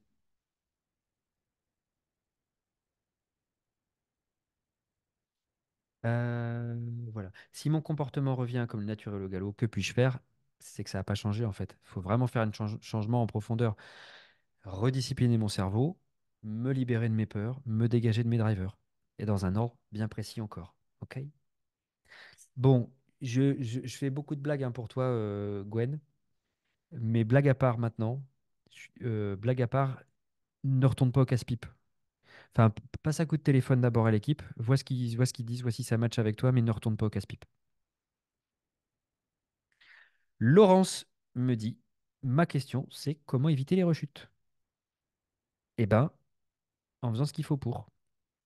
Pourquoi on rechute dans le burn-out? Parce qu'on n'a pas guéri son burn-out. C'est aussi simple que ça. Un burn-out, il ne va se guérir. Comment on guérit le burn-out habituellement? Alors ça, j'adore. Ça, c'est vraiment un truc qui me saoule. Et je vais vous le dire parce que vous allez comprendre pourquoi ça me saoule. Parce que tu vois, un peu comme Gwen, on va dire aux gens qui sont au burn-out, bon allez, euh, reposez-vous, on vous fait un arrêt et vous revenez quand vous êtes bien. Manager bienveillant. Alors tu vas faire ton arrêt, tu vois, tout ça, et puis bon bah tu te reposes, tu dors comme Gwen jour et nuit, hibernatus, et hop, qu'est-ce que je vais faire? Mais moi j'angoisse à l'idée de retourner au boulot. Ah, je suis reposé. Mais il n'y a rien qui a changé structurellement en moi. Donc je vais retourner au boulot. Alors, il y a des gens, ils se disent, ah, ça va mieux, je retourne au boulot. Mais comme ils n'ont pas pété leur driver, qu'est-ce qui se passe? Bah, ils sont toujours dans le soit fort, fait plaisir et soit parfaite. Donc, qu'est-ce qui va se passer? À un moment ou à un autre, ils vont reboucler dedans, ils vont répéter dedans. Admettons, on est allé voir quelqu'un qui a une méthode pour se remettre et dégager ses putains de drivers. Donc la personne, elle est plus parfaite, elle est plus soit forte, elle est plus dans le fait plaisir. Ok. Mais si la personne, elle a un boulot qui est très demandeur, où elle a mille et une tâches, qu'elle ne sait pas prioriser, qu'elle ne sait pas hiérarchiser, qu'elle ne sait pas être efficiente, mais qu'on lui a toujours appris à être efficace, la gestion du temps, c'est une part énorme, en fait, du traitement du burn-out. Les outils de productivité et d'efficience, c'est une part énorme. Nous, enfin, en tout cas, moi, je me suis beaucoup, beaucoup centré sur les travaux de Pareto parce que j'adore ça et que ça m'a rendu psychopathe de ça. Mais c'est hyper important. Je pourrais pas. Parfois, il y a des gens qui viennent chez nous, enfin, qui viennent pas chez nous parce qu'on les fait pas entrer. Ils nous disent, ah bah moi, je voudrais bien juste ça dans votre programme. Bah non, je vais pas vous faire juste ça. Moi, si ma promesse, c'est de faire en sorte que vous retourniez pas en burn-out et que je vous vends juste ça, bah ça me fera des sous en plus pour ma Porsche. J'en ai pas. Calmez-vous, c'est une blague. Mais c'est aussi pour ça que je fais pas le CPF. Calmez-vous, je vous l'expliquerai après. Euh, euh, euh, euh, mais mon job, c'est de faire en sorte que les gens se remettent définitivement, en fait. Et donc, on peut pas sortir une brique par-ci, sortir une brique par-là. Il faut vraiment tout mettre en place pour faire en sorte de ne jamais rechuter. Et à un moment donné, il va y avoir des outils de systémique. Comment je prends ma place vis-à-vis de quelqu'un? Comment je fais une demande que l'autre ne sait pas refuser? Comment je dis non? Comment je demande une augmentation? Parce que je sais que les gens me disent je suis rentré en burn-out parce que je suis en manque de reconnaissance. 9 cas sur 10, c'est pas un manque de reconnaissance, c'est j'ai pas réussi à prendre ma place. Si on veut être honnête envers soi. Gérard qui est à côté de moi, qui a un gros gland, qui est nul, lui ce qu'il fait, c'est qu'il a une grande gueule. Alors Gérard, on le voit, et Gérard, on lui donne des promotions. Mais moi, je suis la petite main travailleuse, on me donne pas de promotion. Ah, Gérard, il sait prendre sa place. Alors, il y a parfois des vrais manques de reconnaissance, mais quand on étudie le truc de près, en macro, je vous jure que c'est vrai, c'est très souvent, j'ai pas su prendre ma place. Ouais, pas de Porsche, mais des motos. Me dit Clem, c'est vrai, c'est vrai.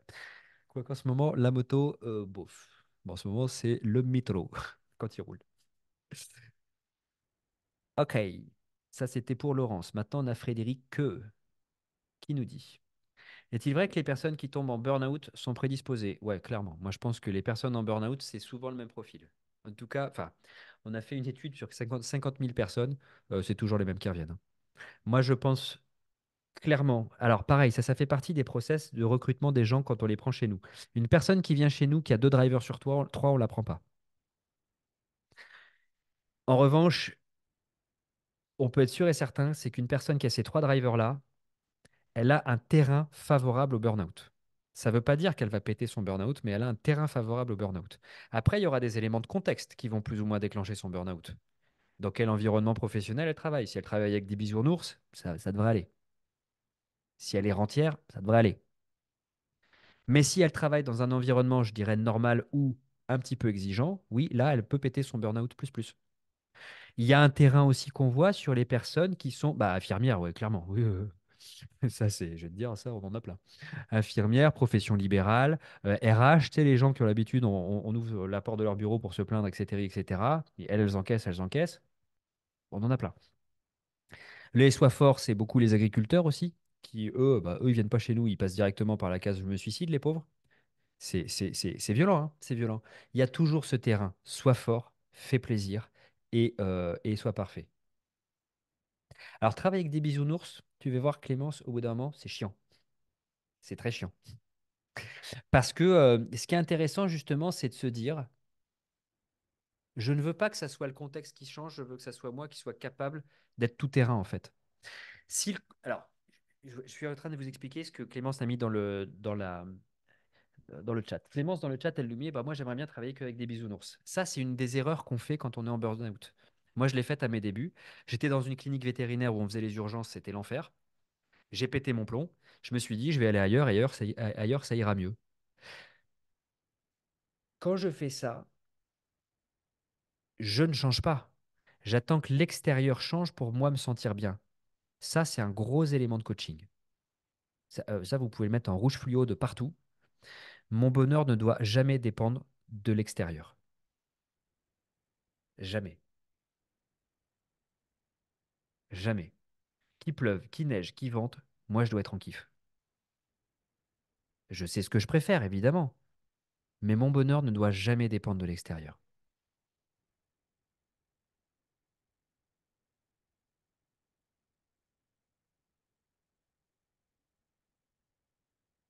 Eh ben, Maurice, je vais vous mettre le lien qui se trouve là. Comme ça, il pourra appeler l'équipe. Comme ça, il verra si c'est good pour lui ou pas. Ça, c'est pour Maurice dans le chat. Dans le lien, il va répondre à trois quatre questions et puis il aura accès à l'agenda de l'équipe qui pourra l'adresser. Voilà pour les rechutes. Je continue avec les questions. Et là, on arrive à une autre question de Frédéric. A-t-on un profil particulier? Dans les profils particuliers, effectivement, on a beaucoup de neuroatypiques. Tous les TDAH, hypersensiblo, au potentielo, hyper empathico, machin, vous pouvez être sûr et certain qu'on en a plein des comme ça. Et c'est, à mon sens, ça s'explique. Le TDAH qui n'arrive pas à se concentrer, vous en avez un spécimen devant vos yeux, bah, le cerveau, il a du mal à se calmer. Donc, on est tout le temps en train de mouliner. La nuit, quand on dort pas vraiment, on continue à mouliner, quoi. Si en plus de ça, vous êtes un petit peu hypersensible, bah, vos émotions, c'est compliqué, ça va vous fatiguer sur le long terme, ce genre de truc. Si vous avez un cerveau qui est surefficient, ça peut vous rendre malheureux aussi parce que vous avez l'impression d'être différent des autres, donc pas compris. Donc vous pouvez vous travestir, mettre un masque pour pouvoir faire plaisir au groupe. Moi, j'ai connu des cerveaux surefficients qui faisaient exprès de se planter pour pouvoir faire comme les autres. Et ben là, dans leur dépersonnalisation, ça en racontait beaucoup sur eux aussi, vous voyez? Donc, c'est effectivement des profils qui sont souvent sensibles. On en a plein. C'est aussi pour ça que le travail sur la cognition va être très important. C'est pour ça que nous, on met l'accent vraiment sur les gens qui débarquent chez nous, sur le stop it, qui est je reprends le contrôle de ma conscience, de ma partie cognitive et de mon émotionnel, et donc de ma concentration. Aujourd'hui, j'arrive à avoir une concentration. Bah là, ça fait 1h19 qu'on est ensemble. Ça va, c'est cool. J'ai pas encore regardé mon téléphone. Ça devrait pas tarder, je vous rassure. Euh, Comment sait-on qu'on est sorti du burn-out? Super question. On le sait quand on se sent vraiment fort. Et qu'est-ce que c'est de se sentir vraiment fort? Se sentir fort, c'est ne plus se cacher. Moi, je donnerais ça comme définition. Se sentir fort, c'est ne plus se cacher. Ça, c'est la première question. Je donne toujours cet exemple, mais qui est marquant. Quand vous avez une lionne et une gazelle qui viennent de perdre leur enfant, alors elles n'ont pas fait un enfant à deux, sinon ça serait bizarre. Euh, Bah, il y en a une des deux qui se cache pas pour pleurer, c'est la lionne. Parce que c'est une putain de lionne, quoi. Si tu veux, je te dise, elle va se faire emmerder par qui? Alors que celle qui se cache, qui montre le masque du non, non, tout va bien, vous inquiétez pas, non, non, c'est la gazelle, en fait. Donc le jour où je suis capable de prendre ma place, de retirer mon masque social, je repense à Clément, de pouvoir dire qui je suis, qu'est-ce que je veux, d'être capable de dire non, d'être capable de dire oui, d'être capable de dire merde, d'être capable de gérer mon temps, d'être capable de dire ah là je suis un petit peu trop, d'être capable d'être centré sur moi, sur attends là je vais un petit peu trop dans le stress, je vais reprendre, là je suis sorti du burn-out. Pour moi, pour être sorti du burn-out, c'est péter mes drivers, estime de moi qui remonte, roue de l'équilibre qui soit vraiment équilibrée. Si je devais donner de la data, nous, c'est à travers la roue de l'équilibre qu'on arrive à voir que les gens sont sortis définitivement du burn-out. Quand ma roue de l'équilibre arrive à un certain score de manière consécutive pendant un petit moment, je suis sorti du burn-out. Et aussi, comme je continue de faire mes roues d'équilibre, bah, j'évite d'y retourner. Si j'arrive à avoir de l'aisance sociale qui va me permettre justement de prendre ma place, de dire non, de dire oui, de dire j'aime pas, là, je vais pouvoir m'en sortir. Et je vais aller un petit peu plus loin dans cette question. Très souvent, là, on va avoir besoin de son accompagnant qui va très souvent nous dire, avant même qu'on ne soit capable de le dire, moi, je pense que tu es capable de t'en sortir. Moi, je pense que tu es capable de retourner au boulot. Moi, je sais que tu vas y arriver. C'est la dernière fraction du travail qu'on fera avec les personnes où on va leur dire, bah ouais, je sais que tu as un peu peur et c'est normal, mais moi, je sais que tu vas y arriver. Et quand la personne, elle nous revient en nous disant, j'ai recommencé et j'ai été capable de dire non. Et puis là, il y a une cliente qui m'a dit ça et je lui dis, bah non, demandez ça à quelqu'un. Ou j'ai délégué ça, ou j'ai fait ci, j'ai fait ça. Je lui dis, bravo, génial, check. Comment on fait, nous, pour nous assurer que les personnes, elles ne soient plus en burn-out? Alors déjà, on check leur roue du bonheur. Si leurs roues du bonheur, elles sont systématiquement au-dessus d'un certain score, c'est top. Et puis, il y a encore un dernier truc qui est fun. C'est, je vous ai dit, nous, on ne veut pas remplir le cerveau des gens, on veut les transformer au niveau de leur capacité. Et très souvent, ce qui va se passer, ça c'est drôle, c'est que dans les séances de coaching, arrivé vers la septième, huitième, neuvième, parfois dixième semaine, on a les anciens qui commencent à coacher les nouveaux. Et moi, j'adore. Parce que quand une personne est capable de coacher un petit nouveau qui démarre, ça veut dire qu'elle a intégré le process. Ça veut dire qu'elle a des automatismes. Ça veut dire qu'elle voit chez l'autre et qu'elle a intégré tellement qu'elle est capable de voir chez l'autre le truc. Parfait. En général, ceux-là, on sait qu'ils sont libres, sauvés, sauvés des eaux. On les appelle Moïse, tous.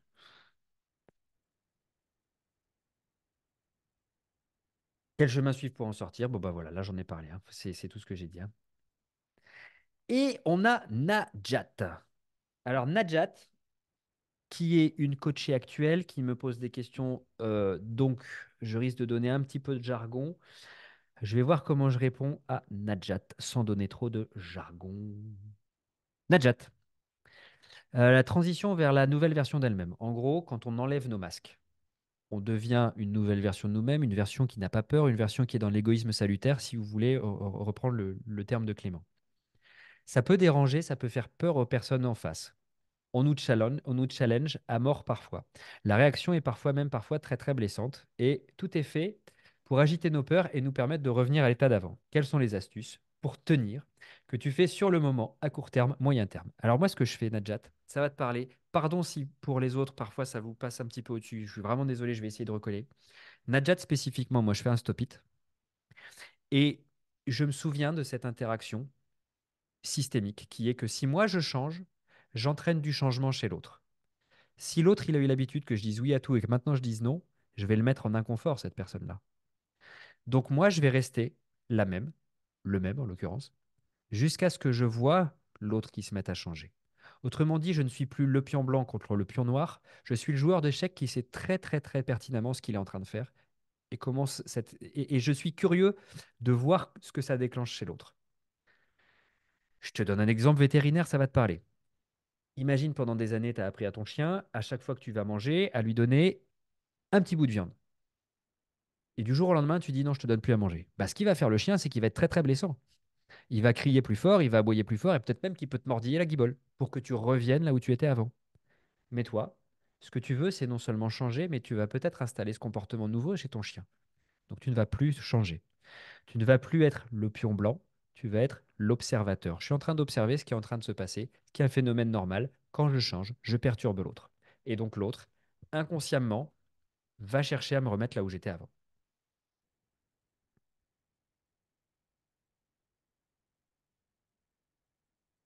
Et...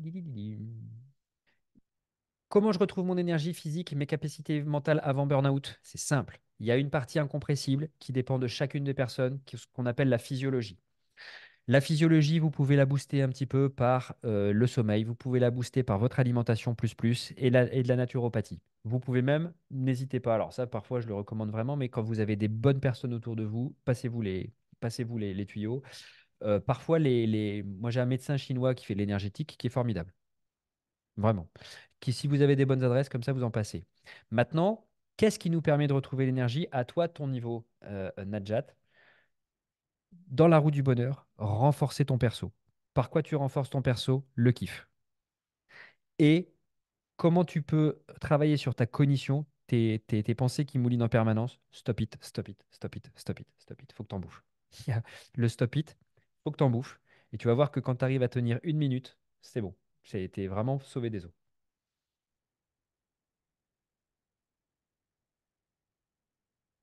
Avec tous les modules de la plateforme Quick Change, on est censé pouvoir affronter un milieu pro toxique. Oui, clairement.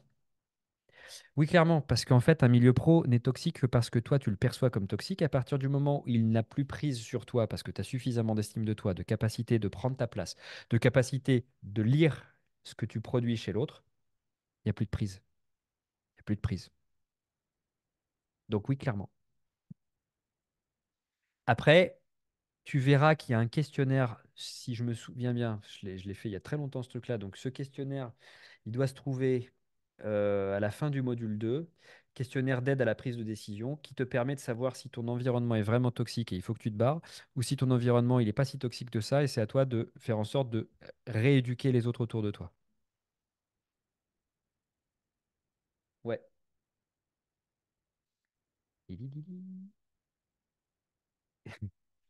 Syndrome d'imposteur. Comment on tue définitivement? Ça, c'est super. Le syndrome de l'imposteur.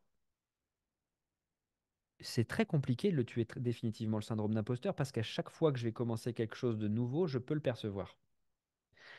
Pour te donner une réponse à toi, spécifique, c'est fais du maman-enfant à fond. Fais du maman à fond, enfant à fond, et passe à l'action. Parce que si tu fais que du maman-enfant sans passer à l'action, ça serait naze. Pour tout le monde, syndrome de l'imposteur, c'est quoi? C'est les gens vont voir que je suis pas aussi bon que ce que je le parais. Et donc, je me mets la rate au courbouillon. Et donc, comme je me mets la rate au courbouillon, bah, finalement, je finis par pas faire. Bon, alors pareil aussi pour toi, Najat, stop it déjà. Stop it, plus envoie du pâté sur ta version 2.0 en te demandant ce dont tu as besoin comme comportement nouveau par rapport à ça. Plus de la maman-enfant. La maman-enfant, ça va débugger ton système inconscient. La version 2.0, ça va te donner ta feuille de route. Et le passage à l'action ensuite. Moi, j'ai encore plein de fois des syndromes d'imposteur, hein, pour la bonne. Mais ça me paralyse pas. Parce que je connais le chemin. Quand moi j'ai un syndrome d'imposteur que je reconnais, déjà, je m'enfuis pas, je l'observe. Je vois que c'est juste un truc qui est produit dans mon cerveau. Je fais un papa petit garçon chez moi en l'occurrence. Une fois que j'ai fait mon papa petit garçon, je mets un plan. Je mets un plan avec des étapes que je vais franchir l'une après l'autre. Et j'agis. J'ai peur, hein. Maintenant, je le donne souvent aussi ça. Ma boussole, c'est ma peur. Quand j'ai peur, au lieu de me dire merde, je me dis génial, j'ai peur. C'est par là que je dois aller. Parce qu'à chaque fois que j'avance vers ma peur, j'élargis mon territoire. Alors que si j'ai peur et que je me dis stop, je me freine, je bloque mon territoire. Donc, ça fait partie aussi de la réponse. Quand j'ai peur, j'avance. Si ça m'est utile, évidemment. Si c'est relié à, tu le verras aussi dans la version 2.0, si c'est relié à ce qu'on appelle dans la version 2.0 la valeur. Si c'est pas dans mes valeurs, je vois pas pourquoi j'affronterais ma peur. Le burn-out est-il héréditaire? Je crois pas qu'il y ait d'exemple, je crois pas qu'il y ait d'études sur l'hérédité génétique du burn-out. Je pense pas qu'il y ait d'études là-dessus. Il faudra que je regarde s'il y en a qui sont faites. Ma fille de 4 ans me fait peur, elle aime bien être la première et être parfaite dans plein de trucs. Et je te jure que j'y suis pour rien. Je te crois, parce que tu es une maman parfaite. Euh, c'est hyper intéressant ça. Ici, ce qu'il faudrait, c'est regarder le contexte. Ta fille a pu apprendre en observant, en t'observant. Quand par exemple, parfois, tu pouvais t'autocritiquer. Il faut voir aussi le contexte de la fratrie. Est-ce que ta fille, c'est la première, la seconde, la troisième? Il faut voir le contexte entre ses potes à elle, comment elle est, quelles sont les interactions avec ses potes à elle, parce que tout ça, ces moments-là, peut aussi influencer pour les drivers. Après, la partie héréditaire, voire génétique, ce qui est génétique, c'est certaines neuroatypies. Moi, je raconte tout le temps et ça fait tout le temps rigoler les gens. C'est que j'ai découvert que j'étais TDAH quand j'ai amené ma fille chez une neuropsy. J'ai amené ma fille chez une neuropsy. Je me suis dit, bon, tout le monde dit que TDAH, machin, machin. J'ai dit, non, non, on va vraiment faire les tests et je vais emmener ma gamine pour voir. Et la psy, en fait, elle m'a fait un diagnostic à moi. Et ça m'a beaucoup fait rire. Eh ben voilà, déjà dans ta réponse, il y a plein d'autres bonnes réponses, tu vois, Najat, qui peuvent expliquer ça. Mimétisme. Euh, Outil du Quick Change. Génial, merci. Génial pour ça. Le stop-it est redoutable, nous dit-elle, quand on est réveillé. Ça, c'est sûr. Mais quand les scénarios catastrophes se réalisent dans nos rêves, comment est-ce qu'on peut gérer? De deux manières, en fait. La première, c'est est-ce que tu te réveilles au milieu de la nuit? Si tu te réveilles au milieu de la nuit et que ce que tu as fait comme scénario catastrophe t'empêche de dormir, eh ben, refais un stop-it pour rebaisser la charge, rebaisser le niveau émotionnel. Sinon, Il faut savoir que ces scénarios catastrophes, plus tu vas les affronter, plus ils vont disparaître. Plus tu vas avoir l'habitude d'affronter tes peurs, plus ce genre de choses va disparaître. C'est comme un message qui viendrait te dire: Hé, regarde ça, regarde ça, regarde ça. Tu voulais pas regarder ta peur, hein. Bah tiens, regarde, je te la montre. Plus tu vas prendre l'habitude de l'affronter, de la regarder, moins ton inconscient aura besoin de te le montrer dans la tronche. Donc, mets de la lumière sur ta peur. Mets de la lumière et regarde-la droit dans les yeux. C'est quoi les pires conséquences qui pourraient arriver si ça arrivait? Vraiment, clairement.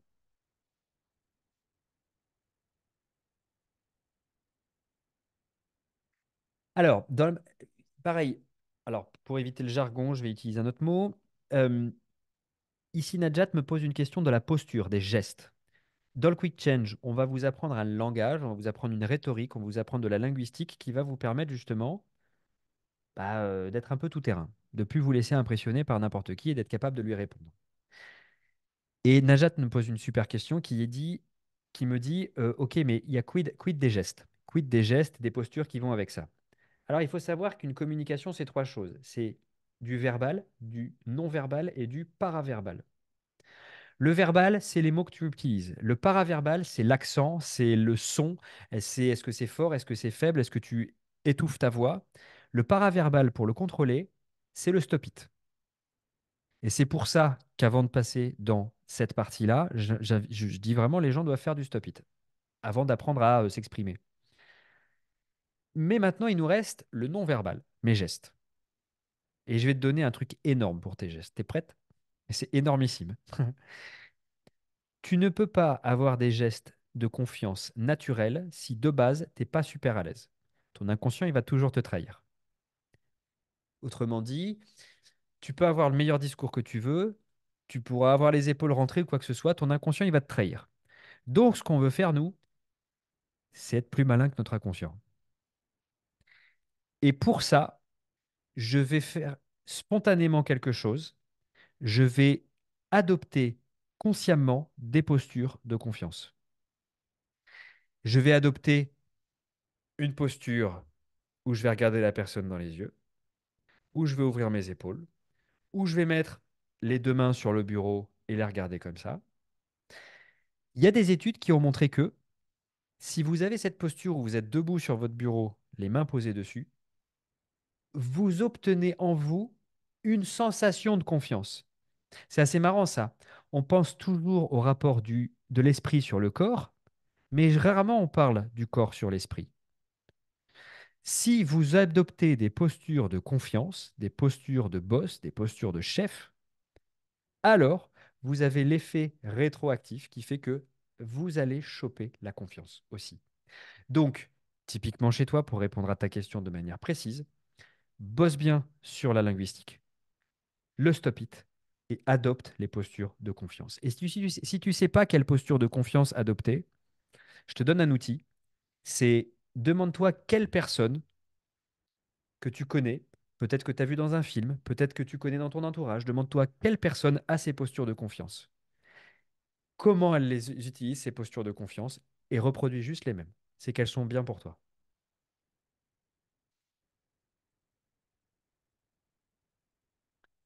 Alors, le tableau 2.0, ouais, bah c'est normal. Ça se voit qu'il n'est pas encore fait comme il faut. Ça se voit qu'il n'est pas encore fait comme il faut. Ça, vraiment, je te le laisse faire avec ton coach parce qu'il faudrait rentrer beaucoup trop dans un détail ici et c'est pas l'objet. Mais clairement, ça se voit que c'est là où tu en es, où il faut aller creuser. Ça va même t'aider dans cette posture, tu vois. Quelle est la posture que la Najat 2.0 doit obtenir? Ça va être ton switch, hein, je te le dis clairement. Ça va être ton énorme switch, ce tableau. Donc, fais-toi plaisir. Pour te répondre spécifiquement, c'est pas regarder derrière soi avec nostalgie, avec tristesse, avec angoisse de mon Dieu, il y a plein de trucs que j'ai pas fait que j'aurais dû faire dans ma vie. C'est OK. Dans cette ancienne vie, il y avait des trucs qui étaient bien, il y avait des trucs qui étaient moins bien. Il y avait des trucs qui me permettaient de vivre dans mon environnement, il y avait des trucs qui étaient non fonctionnels, voire même qui étaient toxiques pour moi. Qu'est-ce que je garde? Qu'est-ce que je laisse? Je donne toujours cette métaphore d'un serpent qui est en train de muer. Alors désolé pour les herpétophobes. Un serpent, sa peau, elle est super efficace, super utile, il peut se frotter partout, il sera jamais brûlé, mais un jour il est à l'étroit dans cette peau. Et un jour il doit la laisser derrière lui.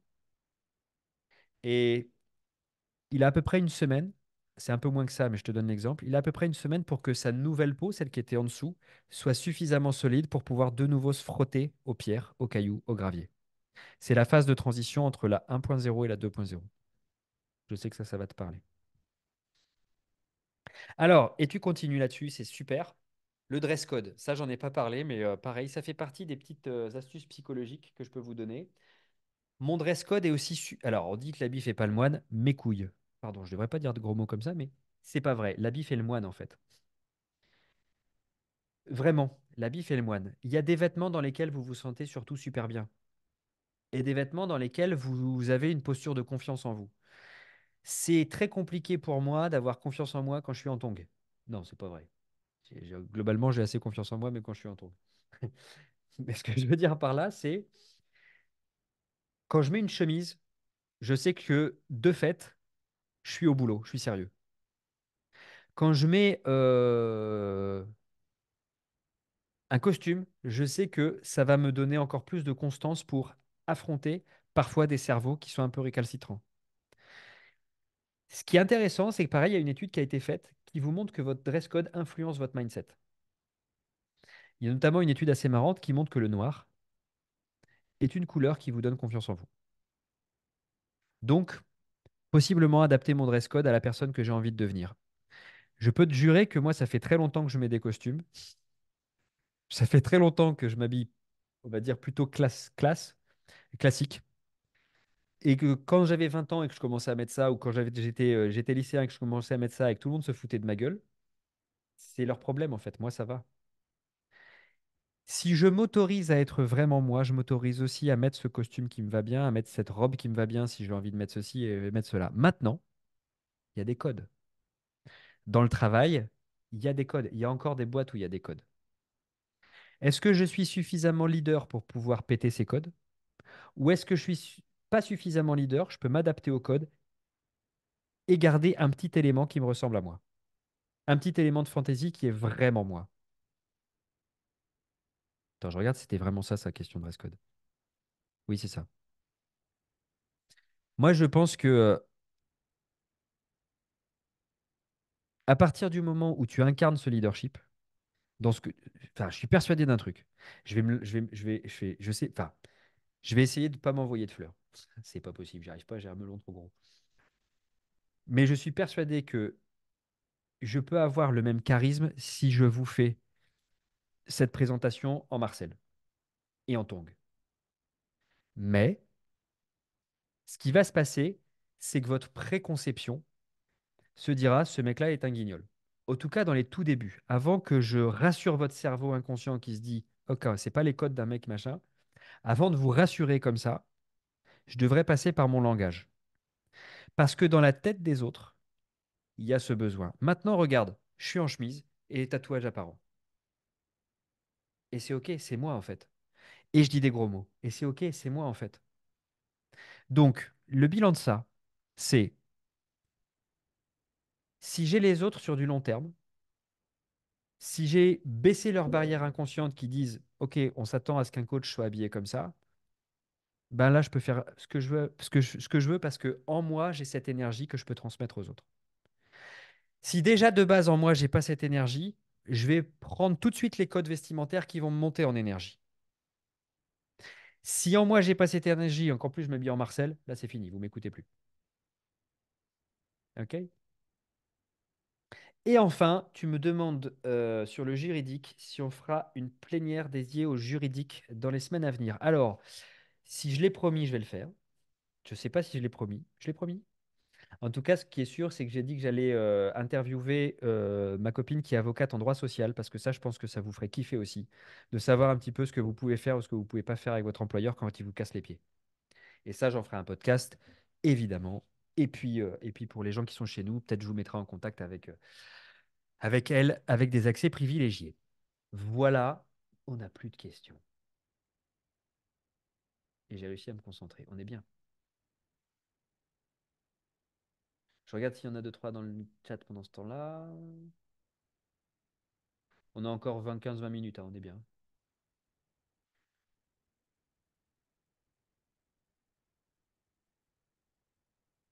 Le MDR, c'est une technique dérivée de l'hypnose. C'est dans la grande famille des cousins de l'hypnose, comme la PNL, qui est une technique qui va reprogrammer. Alors, on me demande c'est quoi le MDR?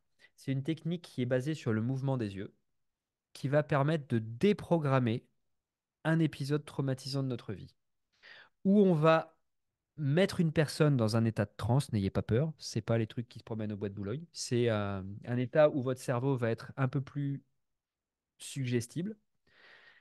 Et dans cet état de transe, on va proposer des suggestions à la personne qui va lui permettre de décorréler ce qu'elle a vécu de son émotion et réengrammer quelque chose de nouveau. Marche très très bien pour les traumas, vraiment.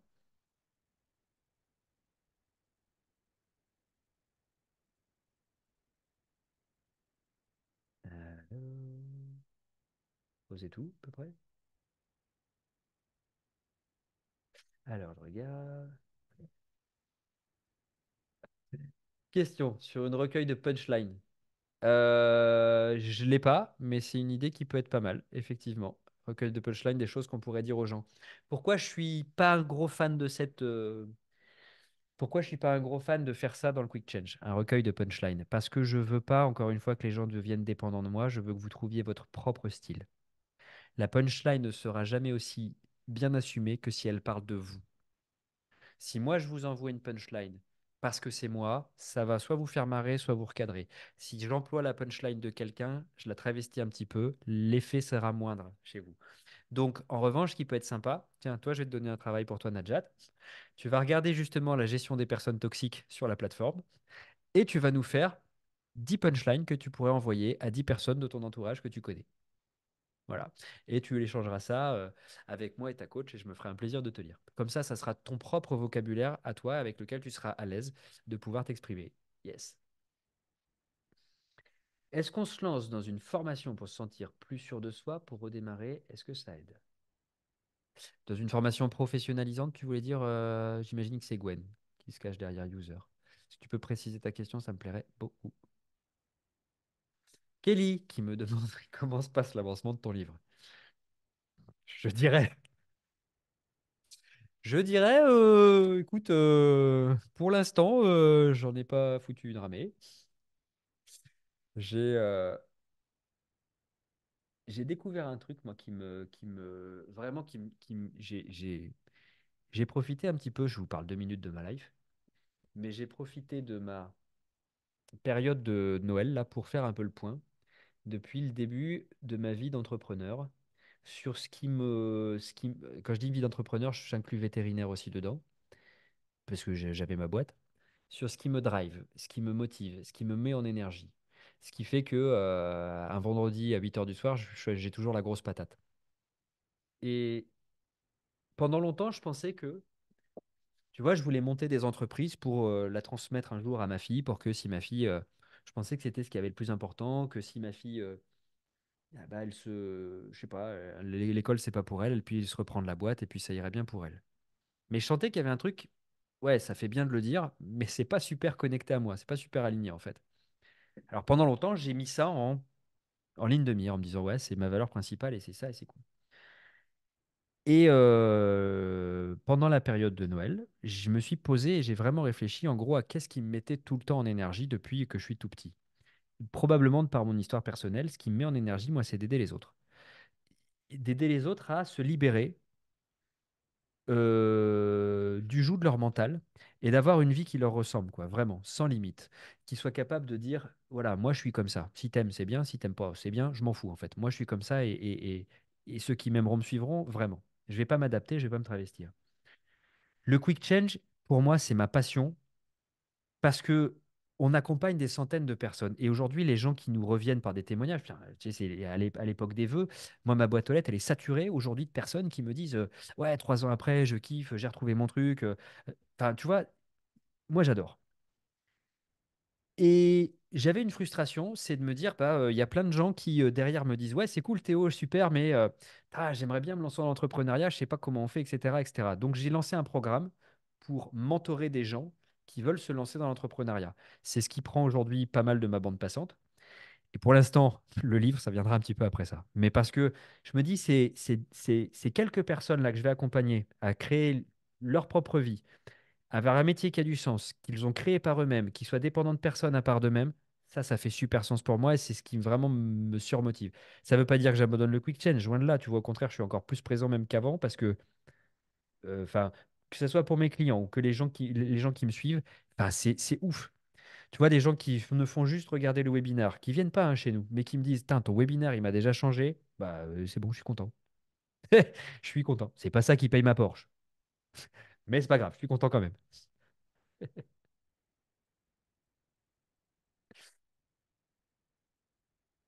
Je vois pas le lien vers l'agenda de l'équipe, me dit Christella. Il est ici, je vous le mets. Hop, si vous voulez vous demander si le Quick Change c'est pour vous, si vous voulez prendre rendez-vous avec un coach de l'équipe qui vous dira comment bosser, qui vous expliquera comment on bosse, bah, c'est ici dedans. Alors,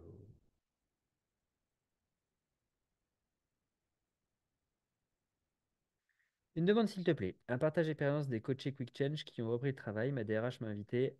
Premier entretien lundi dernier et en résumé, elle m'a dit que la reprise en temps partiel sera catastrophique. Incompatible avec un poste à responsabilité. Elle m'a dit de bien réfléchir à ça. On échange à nouveau lundi. Je pense que c'est une question qui est un peu plus complexe que comment les personnes ont repris leur travail. Je pense que je ne sais pas si tu as accès à la liste des. Il doit y en avoir une centaine de témoignages de personnes qu'on a enregistrées, qu'on a filmées justement après leur retour au travail, etc., etc. Ça vaut le coup que tu regardes un petit peu. Je pense notamment à une vidéo de Didier, qui est un ancien DRH justement, qui avait fait le Quick Change et qui avait repris. Ça pourrait valoir le coup que tu regardes cette vidéo de témoignage. Didier, c'était Didier ou je sais, oh, c'est plus, ça fait 3 ou 4 ans déjà. Bah, je vais te les envoyer, Nadjet. Ah, je vais vous les envoyer. Attendez, bougez pas. Bougez pas. Témoignage. Tiens, il y en a une partie là. On vous en a mis. Déjà, ça sera pas mal. Partager. Et puis, il y en a encore plein sur la chaîne YouTube. Mais là, attends. Partager. Je vous mets le lien. Copier le lien. Boum. Là, tu as des témoignages. Et attends. En l'occurrence, il faut que je me souvienne du prénom. Il y a des gens qui avaient des gros postes hein, là-dedans. Tu vois, je pense notamment, je la revois, Alexandra, dans les listes des témoignages, gros poste. Sandra, gros poste. Adeline, énorme poste. Euh, Bernard, il s'appelle Bernard. Tu regarderas dans la liste des témoignages Bernard, en l'occurrence. C'était un DRH qui nous avait fait un truc assez sympa justement sur son retour au travail, tout ça. Le lien, il est dans les messages qu'on s'envoie, Gwen. Alors, Gwen, pourquoi tu vois pas le lien? Il est dans le chat. Ah, on ne voit pas les liens. D'accord. Là, ah, bah je sais pourquoi. C'est moi qui suis un boulet. Si je fais ça, vous voyez le lien ou pas? Parce que je les ai envoyés qu'à Clem, en fait, le lien. Ben voilà, c'est parce que je suis. C'est là où vous venez de découvrir mon niveau en informatique. Ça, c'est le lien des témoignages. Ça, c'est le lien de l'agenda, si vous voulez. Non, ça, c'est le lien encore des témoignages. Ça, c'est le lien de l'agenda, si jamais vous voulez communiquer avec nous. Alors, tout le monde. Et je vais mettre ça ici. Rupture de pattern. Tellement. Yes. Idem sur Martine. Ouais, sur Martine, son témoignage, il était ouf. Mais là, enfin, celui qui. Alors, moi, j'adore faire des interviews avec les anciens.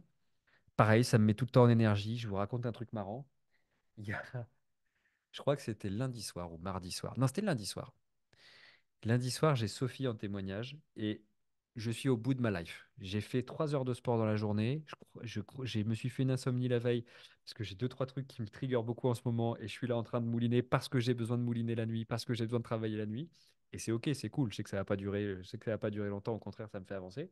Et lundi, je suis mort. Et plus ça avance, plus je me dis, ouais, je vais appeler Sophie, je vais lui dire, on décale son témoignage, c'est mort, c'est pas possible. Et je chope Sophie. Je sais pas comment elle a fait. En 2 minutes 30. C'est la fameuse personne qui est sortie de chez nous depuis plus d'1 an. En 2 minutes 30, elle m'a retourné le cerveau, on est resté 1 heure ensemble. Elle a produit un témoignage d'une qualité, d'une présence, d'une vérité qui m'a fait dire, ok, génial. Génial. Celui-là, il est pas sur la liste que tu as là, il est sur la chaîne YouTube. Vous farfouillez un petit peu, vous allez trouver. Vous avez le Instagram aussi, hein, je vous rappelle, sur lequel vous pouvez voir mes conneries quand je vous en raconte. De temps en temps, j'en raconte. De temps en temps, je montre mon chat. C'est bizarre, c'est les vidéos, c'est les photos qui marchent le mieux. Ouais, top. Ouais, génial. Bon, bah, cool. Eh ben, ma foi, on va se séparer, bons amis. Moi, je suis. Alors, je vais organiser des questions-réponses, je pense, tous les mois. euh, Parce que j'adore ça. Parce que j'adore l'énergie que vous me donnez. Parce que j'adore me dire que. Ouais, on a contribué, tu vois, aujourd'hui, j'espère. Clément, si tu es encore là, est-ce que les réponses que je t'ai apportées, déjà, elles t'ont éclairé un petit peu aussi? Ça peut m'intéresser. Tu peux me mettre ça dans le chat? Yes. Il manque la marque et la modèle de chaque moto. Alors, Clément, je donne les miennes, tu donnes les tiennes. Promis. Moi, j'ai Street Triple. Une vieille, c'était ma première bécane, que j'arrive pas à vendre, évidemment, parce que c'était ma première bécane. Mais comme on me l'a volé souvent, j'ai pris une moto moche. J'ai pris un Vestrom, tout pourri, qui a 15 ans, mais celui-là, bizarrement, personne ne veut me le voler. Et un jour, et là tu vas être sur le cul, si tu connais un petit peu, un jour j'étais devant mon ordinateur, oh, il y a 10 ans de ça, j'étais devant mon ordinateur en train de me dire, ah, les R90S c'est intouchable, ça coûte 20 000 balles, 30 000 balles, c'est impossible. Et là j'en vois une à 3 000 euros. J'ai posé l'ordinateur, j'ai appelé le mec, j'ai dit, j'arrive tout de suite. Elle roule pas, hein. Elle roule pas, j'ai pas mal de boulot de mécanique dessus, mais comme je suis une burde en mécanique, bah, je fais pas. Mais elle est là. Et la dernière, c'est une moto de vieux. Mais parce que maintenant je suis super vieux, j'ai une Harley. Et c'est la seule moto. Et je l'ai appelée Moïse, la Harley. Parce que, parce que la Harley, quand tu fais de l'interfile, les gens s'écartent, comme les os. Donc, je me prends pour Moïse. Avec plaisir. Ah ouais, t'as des belles bêtes aussi, toi, hein. Ouais, toi, t'es un peu un énervé. Ah bah, c'est bien. Bon, bah, au plaisir d'échanger. Non, on prête pas les motos. Ça se prête pas, c'est comme bon, les brosses à dents, on va dire. Mais avec plaisir. J'en sais rien du tout, Muriel. Aucune idée là-dessus. Mais je vais essayer de me faire une idée pour la fois prochaine. Je vous fais des grosses bises. J'espère vraiment que au moins je vous transmets un peu de la pêche. Ça peut être cool. Le burn-out, je le répète à chaque fois, et là je vais reprendre 2 minutes de sérieux. On peut le considérer comme le pire moment de votre vie ou le meilleur moment de votre vie. Tout dépend de ce qu'on va en faire. Si je choisis que ce moment-là, c'est un moment où je vais arrêter de penser aux autres, et si je veux être un peu bourrin, je vais arrêter de penser aux études de la gamine, je vais arrêter de penser à mon mari, je vais arrêter de penser... Non, je vais vraiment me centrer sur moi parce que ça peut plus durer, ça peut vraiment changer votre vie. OK? Donc, pensez à ça, portez-vous bien, je t'en prie Muriel, avec plaisir. Profitez bien, et je vous fais des grosses bises, et je vous retrouve à Zap.